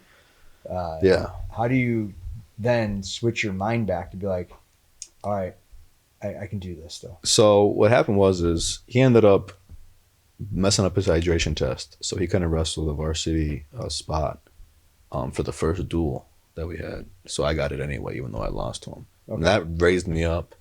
But then I ended up losing again, and I was on that. I had a hard time. Like I was showing up and I was working hard and I was just trying to like bury my emotions. You know what I mean? Yeah. But like I said, I think I would have gone about it differently with what I know now. I was just back in those days, and even recently, or like no, as recently as like 3 years ago, I was big on like just internalizing. Like don't talk about it, just deal with it. Strong, silent type like Gary Cooper. But that's not the way to go about things. No. And I wish I would have spoken more about some of those issues I went through. Because I was like, I just didn't understand. I felt like I was entitled to more with all the work I put in. But, it was my own negative mindset. That's probably it, right? Like I feel like that sense of entitlement. It kind of goes to show. You're not entitled. Exactly. That's something I had a hard time making peace with that. You have to earn it, but sometimes it just doesn't go your way. Yeah. But you could put in every day practice for, 8 hours, and then some other guy just pulls up who doesn't put as much work in as you and just demolishes you. Well, I think Joey Dio spoke about it on a podcast, the performance. The performance matters just as much, if not more, than the work. Yeah. Mm-hmm. I totally agree with that. And I think I tell the kids all the time when they start practicing like crap, or what I would say is crap, and they're messing around and not really putting the effort into drilling. If you're not drilling with a purpose, you're going to perform without a purpose. Yeah. So, like, if you drilled with some intensity and focus on the details of the move and then speed it up and go on from there, you're going to perform. You should perform that way. Yeah. The one thing I'll say, especially about Contavian, something that always stuck out to me about him was, I always tell people he was one of the most talented wrestlers I ever knew, even after college. If he had better circumstances, I think he really could have been a state level guy. I think he was a D2, D1 talent. Yeah. And something that always stuck out, and because I wrestled a lot of guys, and my record wasn't the best, but a lot of his matches were close. But I always tell people, especially in that second challenge match, dude, he wrestled me so good. He was hitting ankle picks and just being so like to the meta and just wrestling perfectly. But then when he'd wrestle other matches, he'd be trying to do like crazy throws. I never understand. And it's just like, well, I don't know. Performance. What I'm saying is he took me serious, is what I'm trying to say. Yeah. And when he was out in front of everybody, he wasn't taking it as serious. He just wanted to have fun. But when he wrestled me, he locked in. So I kind of took that as like a positive. Like, okay, at least I wasn't, That's a good way to look at it. You know what I mean? That's a great way to look at it. So, it wasn't all negative. Yeah. But like with the sports, it's not bad to talk about the negative feelings too. Well, there's a lot of negative. Yeah. and not in a bad way negative. Yeah, it's just life, you know. Yeah. I always look at, even in wins, there's something to take away from it. There's always going to be a negative, even in a win. Like, Yeah. what could I have done better? 100%. Like maybe I won by points where I could have pinned him. Yeah. You know, or maybe I didn't, you know, maybe I only won because of a takedown. Why didn't I turn him? Mm-hmm. You know? Yeah, but that senior year was kind of rougher. We had a guy named Ulysses who I coach with now, and his junior year he made it to state. Do a lot of guys from East coach at East now? Yeah, it's pretty much all alumni. Orlando's there too. Right? Yeah, it's all alumni pretty much for the most part. That's pretty cool. Yeah, it's alumni ran program. West is kind of like that too, though, right? Yeah. We have one guy, I think, who used to. Oh, well, besides Plata. Besides Plata, so only two. Yeah. Okay. Yeah. I just thought there was more. If you talked to a lot of guys from that 2019 team, we definitely something went awry, and I don't know what it was, because we were a decent little squad on the come up. You know, from freshman year to senior year, that we were like a pretty tight knit group. So we definitely had pretty high expectations for ourselves. But COVID. Well, actually, COVID happened right after. I know. I was teasing. Everyone, 2019, 2020, everyone had COVID. Yeah. That's what happened. Yeah, but it was still good. Yeah. You know what I mean? Yeah. So, how did you get into AU? Were you a walk on? Yeah. So what happened was first I went to Wabanzi. Okay, so I got a full ride to go to Wabanzi, and Wabanzi didn't got no wrestling Yeah, they don't have team. wrestling. So now, honestly, I wanted to be away from wrestling, so I didn't even step on a mat really very much. I didn't check my weight. I know I didn't check my weight for a year. I literally did not step on a scale for an entire year. And you didn't start jiu-jitsu yet? No, not yet. And I was at Wabanzi, and then I get a call from my cousin Jaime. Jaimito, some people call him. He's got some street aliases. Okay. But anyway, he's like, dude. All you guys on the east side. He's like, dude. All these aliases. Yeah, we all got aliases. And he's like, dude, UFC gym's opening up, man. You got to come out here and check it out. There's something called jiu-jitsu. You got to try it. And I was like, maybe, I don't know. And he ended up doing it. And he was locked in with Jake Bell, who I was mentioning earlier. Yeah. Because they had a little squad going, man. And if they just paid that guy a little more, who knows what would have happened? Because he was a good instructor. He was building the team up. Do you know what happened to him? So he was at USC gym, and then he lived in Missouri. So he'd drive up from Missouri to here. Crap. And he would live in a hotel for like the 4 days he'd work, and he'd go back home. Holy cow. That's a commitment. And he wanted to get paid a little more. And if we could talk about USC Junior North Aurora a little bit. Well, I know all the little. Yeah, it's cray. But anyway, he wanted to get paid more. And it's not there anymore. Yeah, and they didn't. It's not there anymore for exactly that. And they don't want to pay him, so he left. Yeah, I don't blame him, man. That's a lot. I'm surprised he even took the job. Yeah, well now I think he has a gym like in Springfield, somewhere in Southern Illinois. Yeah, and it's doing pretty well from what I understand. He's a good instructor. Good. He's a good guy. Good for him. That He's was black belt, kind of Sal's experience. So he must have left, and then Sal took over. But anyway, I thought Sal was the original instructor. I didn't know. No, it was Jake Bell was the first guy. Yeah, bald white guy, really muscular. Yeah. But anyway, so what's your biggest change from high school wrestling to AU? Because you walk on. Yeah. So wrestling in college was really hard, man. So I did jiu-jitsu before I started wrestling in college. I didn't wrestle my freshman or sophomore year. Yeah. And what happened was freshman or sophomore year? Yeah. Because you were at Wabanzi. Yeah. Mm-hmm. Okay. And I transferred to AU, and I find out that no one from my class is wrestling in college anymore. And that kind of shook me up. I don't know. It didn't sit right with me. So I was like, I got to do it. And I was kind of on the fence about wrestling at AU because I was never the best anyway. Yeah.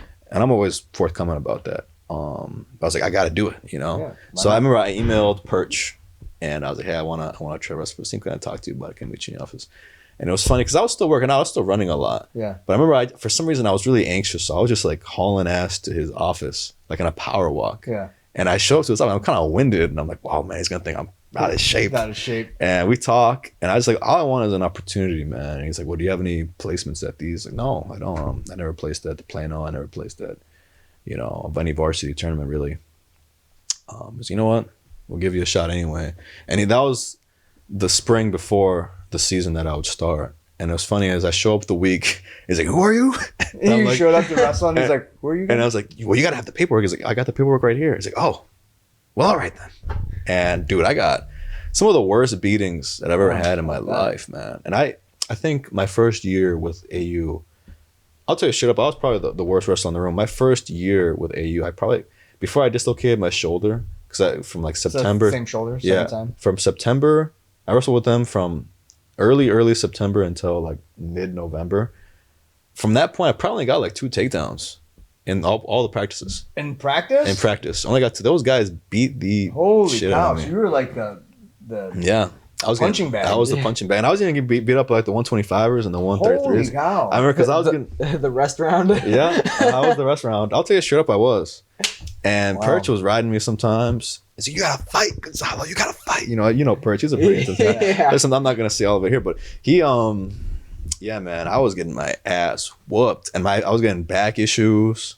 Sure, because you're probably getting like mat return like crazy. I ended up going to the chiropractor like last year, and one of my discs was rubbing up on my tailbone, and it was fractured. But after they fixed it, I felt great. Yeah.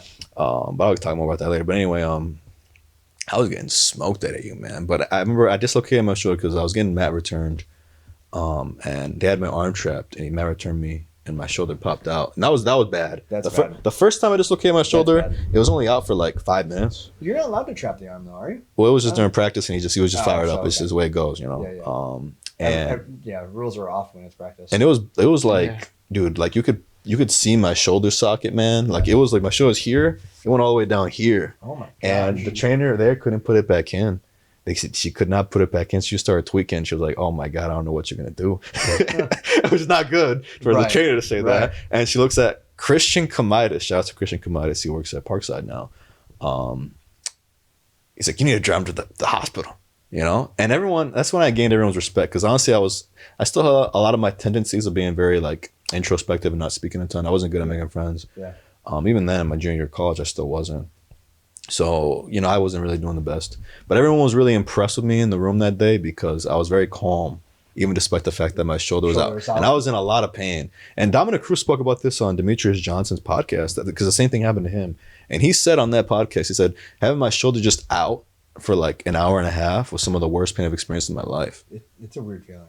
But it was just dangling, man. And like I had to sit in Christian Kamitis' car, and he had to drive me to the Mercy Hospital. And then I sat there for like 30 more minutes, and then they finally put my freaking shoulder back in. How long did it take them to put it back in? From the once he actually started working on me, it was only like 10 seconds. Really? Yeah, but I had to sit around and wait for a while. Yeah, sure. But because you're not as critical as like somebody else. You know? Yeah. Mm-hmm. But you know what's crazy is recovering from that dislocated shoulder was harder than recovering from the shoulder surgery I'm recovering from now. Really? It doesn't make any sense. Yeah. Well, it's probably because everything's loose, you know? Yeah, it could be. So from my experience, I have a torn labrum that I got before I even started jiu-jitsu. Yeah. And it's not bad enough where I'm going to go get surgery, but you're right, when it gets dislocated, like you lose all the feeling in your hand, everything from shoulder down. You don't, the little tingles and. Well, I could still move. Oh, I couldn't move mine. I could move mine. Mine was a little different. Mine was I could move. It just felt like this part of my arm was just detached. Yeah. There was like an anchor. Like a dent. It's like literally hanging. But it's like there's like an anchor pulling me to the earth. Like I can feel the gravity of the world pulling me down. It was rough. I could move my fingers, thankfully. Everything on me was all numb. Yeah. And but mine was weird because I don't think it was fully out. Nothing like yours. Yeah. Because if I lifted my arm, it popped right back in. So, yeah, it probably did. That's the problem with my shoulders. It don't go back in on its own, you know. And I didn't want to get surgery. A lot of people were discouraging me to get surgery, but I did physical therapy, and I was big on that. But for me, it's just like the most recent time I dislocated. I just posted behind me, and it comes out. And it's like, how did you do it recently? So I was rolling with Joe, and I had him in like a mounted. Joe Razulis? Yeah, I had him in a mounted. You know he listens to this like every episode. Yeah, shout out to Joe. I love Joe. So I tore. I'm putting this in quotes, Joe. I tore his pec. Oh wow! I'm borrowing him, and I thought it was his shoulder. So it's ironic that he does that to you. Well, I can't believe this. I did it to myself. Is the problem though? Don't say that. Don't say that on this. He did this to you. It's his fault. Yeah, I gotta blame Joe. Yeah, you know what I'm saying? But I had him in a mounted triangle, and he started bucking. And when he bucked, I posted behind me, and it was a quick post. You know. But my shoulder was like paper mache, and I'm very like thoughtful about how I roll, and I'm aware of my injuries. Yeah. But just that one momentary lapse blows out. Sure. It's like I can't deal with that no more, you know what I'm saying? Yeah. But I was lucky because it was only partially torn. They did it orthoscopically. But even what's really lucky is when I dislocated it at AU, it was only a partial tear as well, so it didn't tear anymore from the other time I dislocated it. Okay. But did you get an MRI when you were there? Yeah, I got an MRI there. So the MRI from then to the new one, same pretty much. One, yeah, right? yeah, it was pretty much the same. Yeah. So very lucky. Very lucky. That is lucky. Because it's a lot harder to recover from a full tear than it is from a just partial. Yeah. Yeah. So they didn't have to put any because it was ortho. So they didn't have to put any like metal. No. Not metal. It's like a I forgot what they call it, but they have to anchor it. I think it's just called an anchor. Oh, they did anchor it. Did they? They did, but they didn't have to straight up cut me open. Yeah. And I don't. So you don't have a scar that goes like from here to here. Thankfully not. No. That's cool. You have a couple dots. Yeah, a couple dots, but my body took real well to it though. What's the length of recovery? It's different for everybody. Typically 3 to 6 months. How long have you been out? It's been about 2 months. 2 months. So my recovery's been going great. I mean, honestly, like you're still doing PT. Yeah, I did PT before here, to be honest with you. But it's going really well. I'm not doing anything crazy, but like I even started lifting. I started lifting again like 3 weeks ago. I just saw your story before you got here. You were doing trap bar deadlifts, right? Yeah. I kept thinking to myself, you're doing it, and I'm like, how is that not hurting your shoulder? That's what I was thinking too. But one of the wrestlers at East inspired me because he got a shoulder surgery, and like 3 weeks after surgery, he was trap bar deadlifting, and I was like, but you're holding it like. So I spoke to the PTs about it, and it's really more your bicep and stuff like that. When it comes to the shoulder surgery, it's just lifting stuff above your head. That's a problem. That's what they told me. Like that makes sense. Yeah, but if it's under like this way, you can do it. You know what I mean? Yeah. And my body's sticking really well to it. Like everyone's telling me, giving me a ton of pain. And honestly, I stopped taking painkillers 2 days after surgery. Yeah. And it all went good. Yeah. I mean, I've heard that shoulder surgery is not horrible for recovery.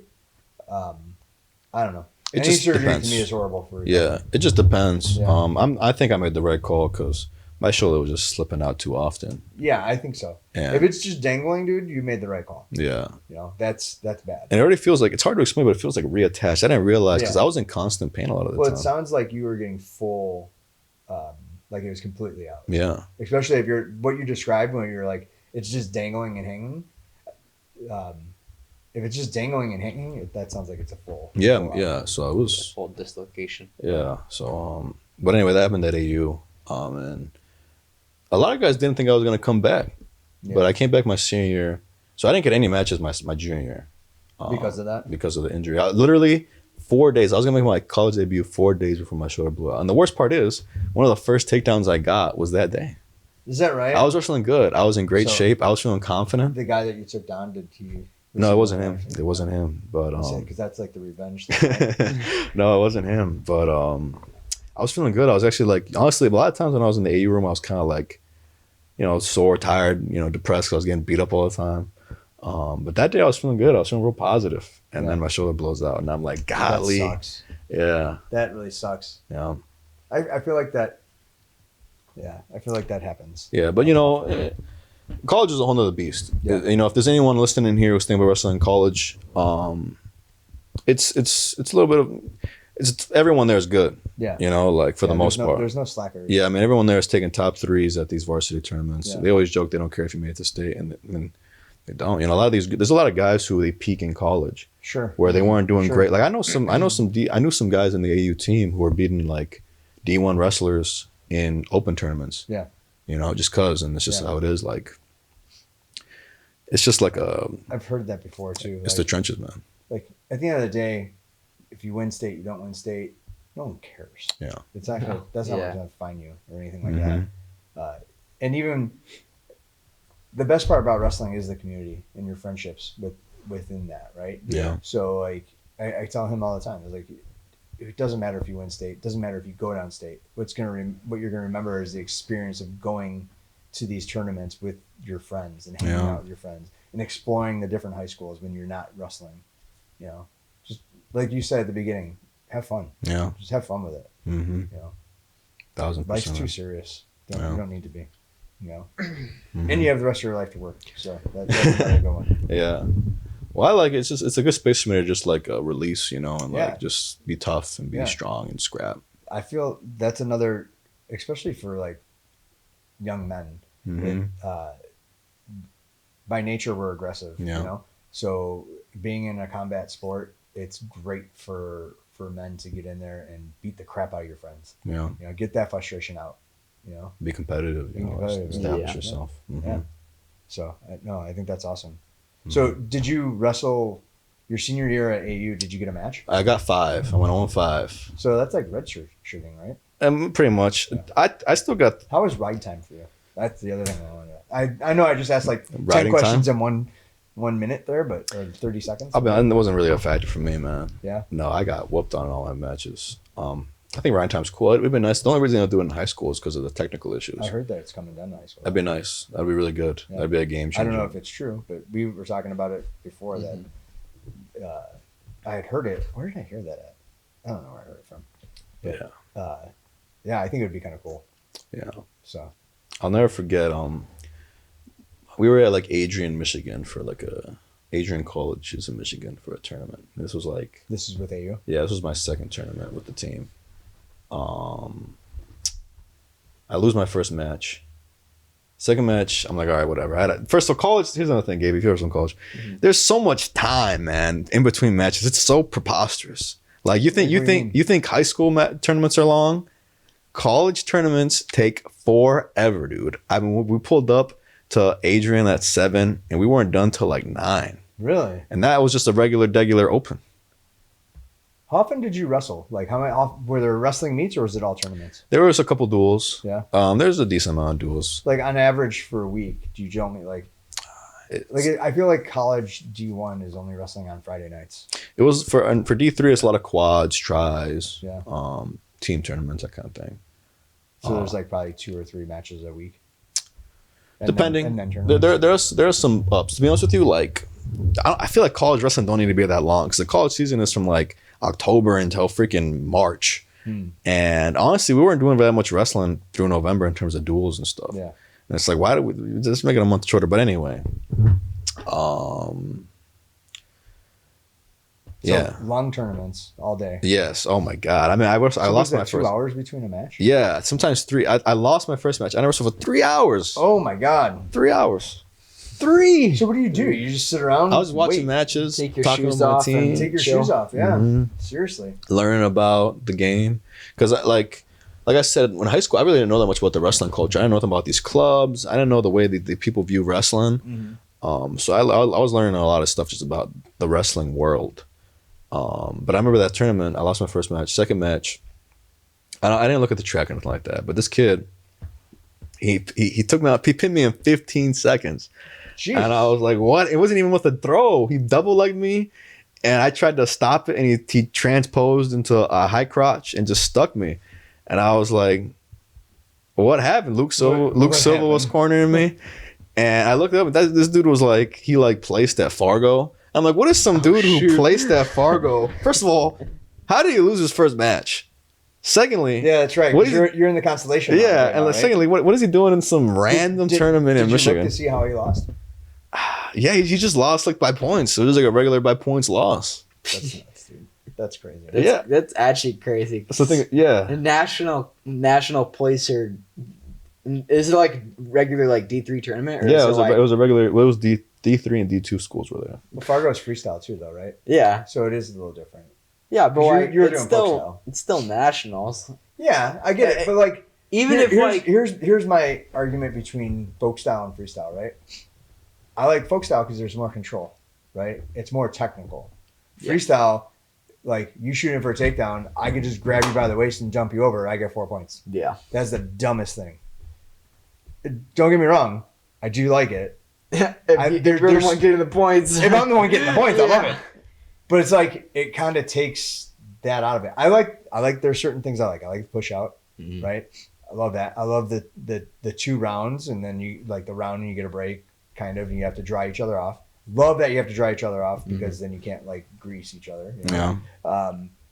And what else do I like? I do like the 10-point tech fall as opposed to like 17. Yeah. You know? 15. Yeah, 15. So I do like that. With RAF, they have that shot clock. I like that because then that puts more pressure. Yeah. You know, it keeps the action going. Yeah. Right. Where I do feel like another thing I like is that they reset you right away. Okay, you're not doing anything. Get your ass back on your feet. Yeah. Whereas folk style, it's like you have a warning for stalling. all right, well, I know there's only 30 seconds left, so next round, now you have a point because you stalled again. Yeah. You know, subjective. Yeah. Stalling can be subjective for sure. It's definitely subjective.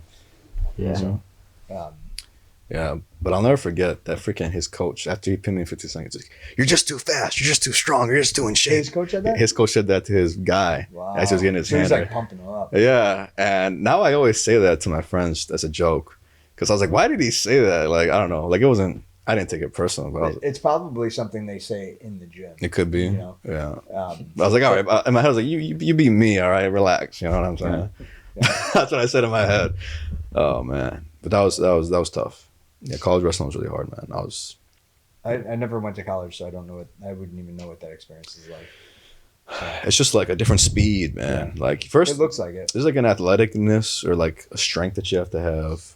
Not to say have to, but you have to like you got to be ready for that. Like it's gonna be more physical. Let's transition to the other form of grappling. Yeah. Of jiu-jitsu, Mhm. right? So Yeah.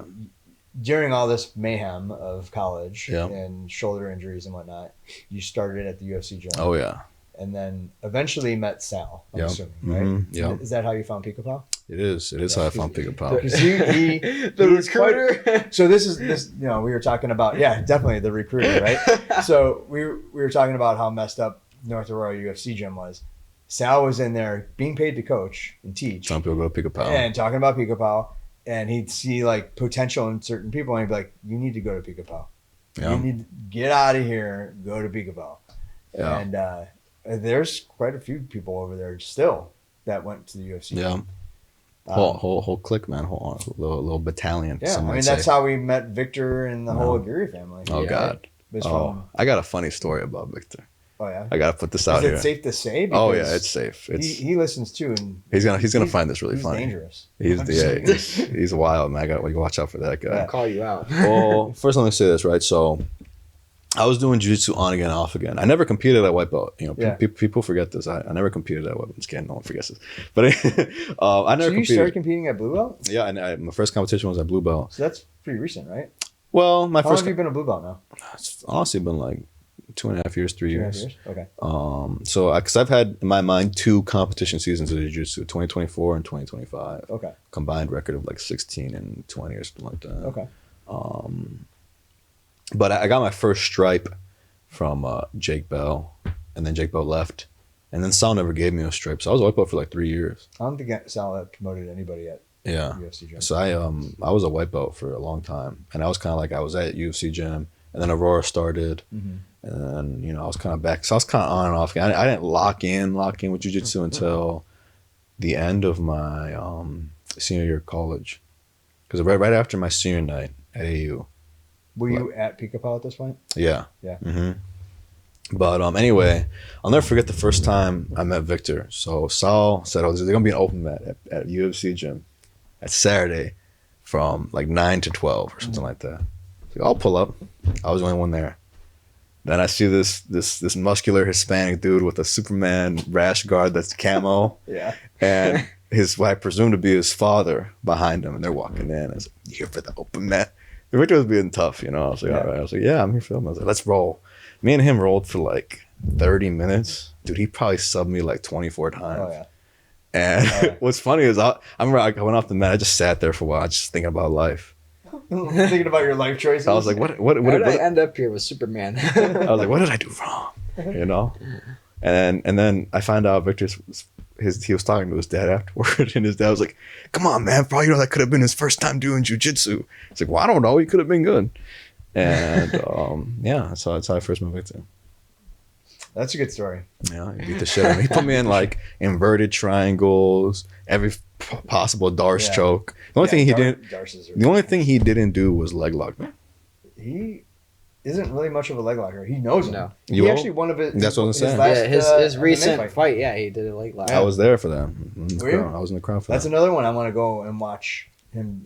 He's Fight to win. he's doing Fight to Win Saturday. Yeah. I'll be there for that. Yeah. I might be roughing. Well, Oh, I am wow. roughing. I don't know if I'm roughing every match. Hopefully not. But Yeah, I'll be there too. No break, unpaid. Yeah, no break unpaid. Yeah, that's how it is. Are you gonna go to it? I'm going, yeah. Me and my boy Angel, yeah, we're pulling up. That's awesome. That's Mm-hmm. awesome. So,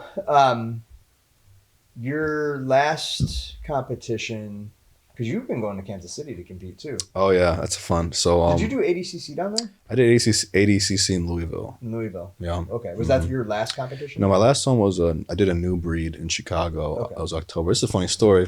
Before we get to that, let's talk about the ADCC because that's on my bucket list. I've never done it. Really? Yeah. Wow, I thought you would have. Yeah. They've only come around here once. Yeah. And then I was so focused on like IBJJF Masters that never came by. Never really thought about doing it. He's done two. Dog. So he's dog tough, this guy. Yeah, and yeah. And, you know, first time going against him had like ADCC champion, and then second time Brazilian. He had his first doing ADCC. He had to go against one of the kids youth ADCC champion. So it didn't go so well. But anyway, you're Kentucky. Oh wait, was it Kentucky that you went? Yeah. So let me tell you something. I locked in. I worked hard for that tournament, bro. Yeah. I was working really hard. I was like I was treating it like my regionals. You know, as if it was wrestling. Did Orlando go with you? No, it was just me and my boy Angel drove with me. Okay. So I don't have to drive by myself. But it was me and Aaron competing out there. I was working hard for that tournament, man. And I was in really good shape, really sharp with the jiu-jitsu. First match I went to, Alex Banan was his name or something like that. And I knew there was the mouth covering thing that you could do. Yeah, the muffle. And he was playing guard. And I was like, okay. I was trying to do a De La Hiva pass or Toriando pass, my bad. And he caught me in half guard, which was fine because I don't mind cooking someone in half guard. And then I go to I was like, oh, you know what I'll do? Because he was trying to go for an underhook on my leg into not K guard. Yeah, K guard. Just the under. Joe works that a lot. Well, it's a waiter. Yeah, something Joe like likes that. the waiters. Or into like electric chair or something. He had an underhook on my leg. Yeah. I was like, you know what I'll do? I'll put my hand on his face, and then he'll let go of my leg. He didn't let go. No, he did, and then he threw up a triangle, Aaron Brooks style, man. He from half guard. Was he? Wow, that's crazy. And he threw it up so quick, and I'm pretty decent at stopping triangle chokes. Yeah. And he got it on tight. And then he told me afterwards, he was like, brother, I probably have like 100 victories by triangle. I feel like that's Aaron Brooks. Yeah. Right, he's probably got 1,000 at this point. Yeah, but he slapped that on quick. And honestly, not to expose myself, but I've learned how to do that kind of to throw a triangle from half guard. Yeah, I learned how to do. That's actually kind of how it started when I was wrestling with Joe. When I dislocated my shoulder, I was in half guard and I threw up a triangle all the way from there and I got it. And then he went to his back and whatever. And whatever. Legs over and arched up and I tried to do that on Aaron last night actually. Trying to defend out of his speaking of triangles in Aaron. Didn't go so well for me either. Yeah. But anyway, so Alex caught me in that gosh darn triangle and I lost in 43 seconds. And I was like, dang. So then next match comes up pretty quick and it's some wrestler guy. But he pulled guard and I don't know, like I did some research in the ADCC rule set, so I knew how it worked. Yeah. But in my mind, I view it as like a rewards aggression. It does. But they want action, continuous action. But here's the problem with Alex and with the wrestler guy. They both, Alex got me pretty quick, but the wrestler guy, he did not start working until scoring started. Right. And in my mind, that sounds right. In my mind, I was like, okay, go, since there's no scoring, then I don't have to worry about getting swept, so I'll just go. Yeah. And I shouldn't have done that because he was shelling up, and exactly what happened. So the scoring starts, he scrambles just like a keg of dynamite, and he was just working me. He was just scoring on me, and I think with like 30 seconds left, he got me in a Kimura lock. Yeah. Yeah. That equals out, and I only say that equals out because like thinking about my style is more wrestling style. Yeah. So if wrestlers are go, but we're used to 2 minutes, 2 minutes, right? Mm-hmm. So if you say points don't matter until halfway through, don't waste your energy. Mm-hmm. And that's something that's what I learned last jiu-jitsu season. Because stay out of bad situations. Because you coached me at Naga, and I remember after my first Naga match, I was puking and I won. I was like, why am I so tired? Yeah. Why am I? Because I work out a lot. I run a lot. Mm-hmm. I do a ton of jiu-jitsu. Why am I so tired? And I realized I just go too much. I got to find times to. That's the beauty of jiu-jitsu. I feel is like, it sucks for us wrestlers because we are go. And our mindset is just go. But like. A lot of these jiu-jitsu guys just. Yeah, they'd sit on their ass and then pull you in a guard and they relax. Yeah. Like, all right, now time to work my stuff.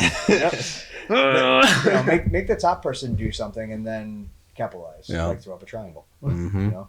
But anyway, it was a good experience though. I learned a lot. I was planning on doing a ton this year, but then I dislocated my shoulder. But I'm still planning on I want to at least compete 4 times. That's the goal. When do you think you're going to be back? So July. The plan is to do a tournament July this year to come Your back. plan is to do a tournament in July? Yeah. So you'd have to be back by May. Yeah. You think you're going to be back drilling and stuff by May? The doctor said probably. Really? Yeah, my recovery's going real good. Wow. Because I guess it's the beginning of April, but still, May's like, I feel like April goes by so quick. Yeah. You know, March is the month that takes forever, you know? Wow. That's good then. We'll see. I mean, I'm not going to count my chickens before they hatch. If it doesn't. No, it's recorded, man. You're going to be competing in July. It's the debut. Yeah, the re-debut. The re-debut for the return. The 2026 season. The return, yeah. Mm-hmm. That's cool. Wow, that seems quick. Yeah, we'll see. We'll see what happens. I mean, 3 to 6 months, you know. Yeah. That's what it is. 3 to 6 months is the recovery Is there a time. tournament that you have on your calendar or date? I'm going to see. Like you mentioned, I go to Missouri to compete sometimes because I have friends who live in Missouri. So I'm thinking July. That's usually when I compete in Missouri anyway. So I'm thinking about competing in Missouri. Yeah. Did you ever thought about doing like Subspectrum in Iowa? It's very ACC like. I want to do some more of those kinds of tournaments. Yeah, I do too. Actually, I say it a lot. I've been saying it a lot that I want to compete more. I don't necessarily want. Someone asked me if I'm going to do Masters. I don't necessarily want to do IBJJF, kind of over them. But I would love to do an ADCC if I could find one that's getting close. Yeah. So. Sure. But yeah. So I was at UFC gym or whatever, and then Saul. Well, I was with Saul for like 8 months. Let's locked in with him for like 8 months. And like I said, he kind of created my base for jiu-jitsu. I'll always give him credit for that. Like all of my fundamentals came from him. He teach you like not typical, but like basic guard passing and framing. Yeah. Mm-hmm. They show you any escapes like from mount or. Yeah. I got some of all the basic stuff. Anyone outside of like Victor that you can remember that go to a UFC gym that are either still doing it somewhere at another gym or with Pica Pau? So my best friend Angel Venegas, I put him on to UFC gym, and he's still doing jiu-jitsu. Where's he go? Pica Pau. He's been a little on and off. He got the job at the post office, and that kind of had him on and off. Oh, I do remember him. Yeah, he still shows up. Yeah, once in a while. He's my best friend. I've known him since kindergarten. Right? Yeah, I've known him since a long time. One of your, I don't remember his name now. Shit. One of your George or Sebastian. One of your wrestling students came up to me last night at Pica Pau and said hi and introduced himself, but I don't remember the name. It was just sad. I'm very crappy. Did he have like a birthmark on his leg or something, like a big old birthmark? I don't know. Curly hair, kind of. He did have curly hair. It's probably George. Big dude. Maybe not. I don't know. I know who you're talking about though. He said he goes to spar. He goes to spar, so it could be him. He said he goes to spar and he knew Gabe. Well, I was like, okay. You might become real familiar with the East Aurora Mafia pretty soon here, man. Yeah, I mean, I hear a lot of them. I hear the East Aurora Mafia is coming in tomorrow night. Yeah, that's the plan. That's the plan. Invading. That's awesome. Yeah, we got a lot of them, man. It's like that's good, dude. I welcome it, not because like I said, don't be a jerk. Yeah, exactly. But I just want to help kids get better, man. I think you'll like them. You'll like them. I think it'll be fun. Mm-hmm. So I look forward to it. Yeah. Cool. Me too. We want to wrap this up. We've been going for. How long has it been? I don't know. Has it really been out? Wow. It's been 2 hours. Wow. Dang, that's a lot of fun. Yeah. Time flies, dude. When you start having these conversations, you never know what the next thing is. Yeah. So. What else you got? Well, let me just. I don't want to cut you off. Yeah. I just want to make sure. Well, I wanted to ask Gabe a question before we left. Yeah, dude. Yeah.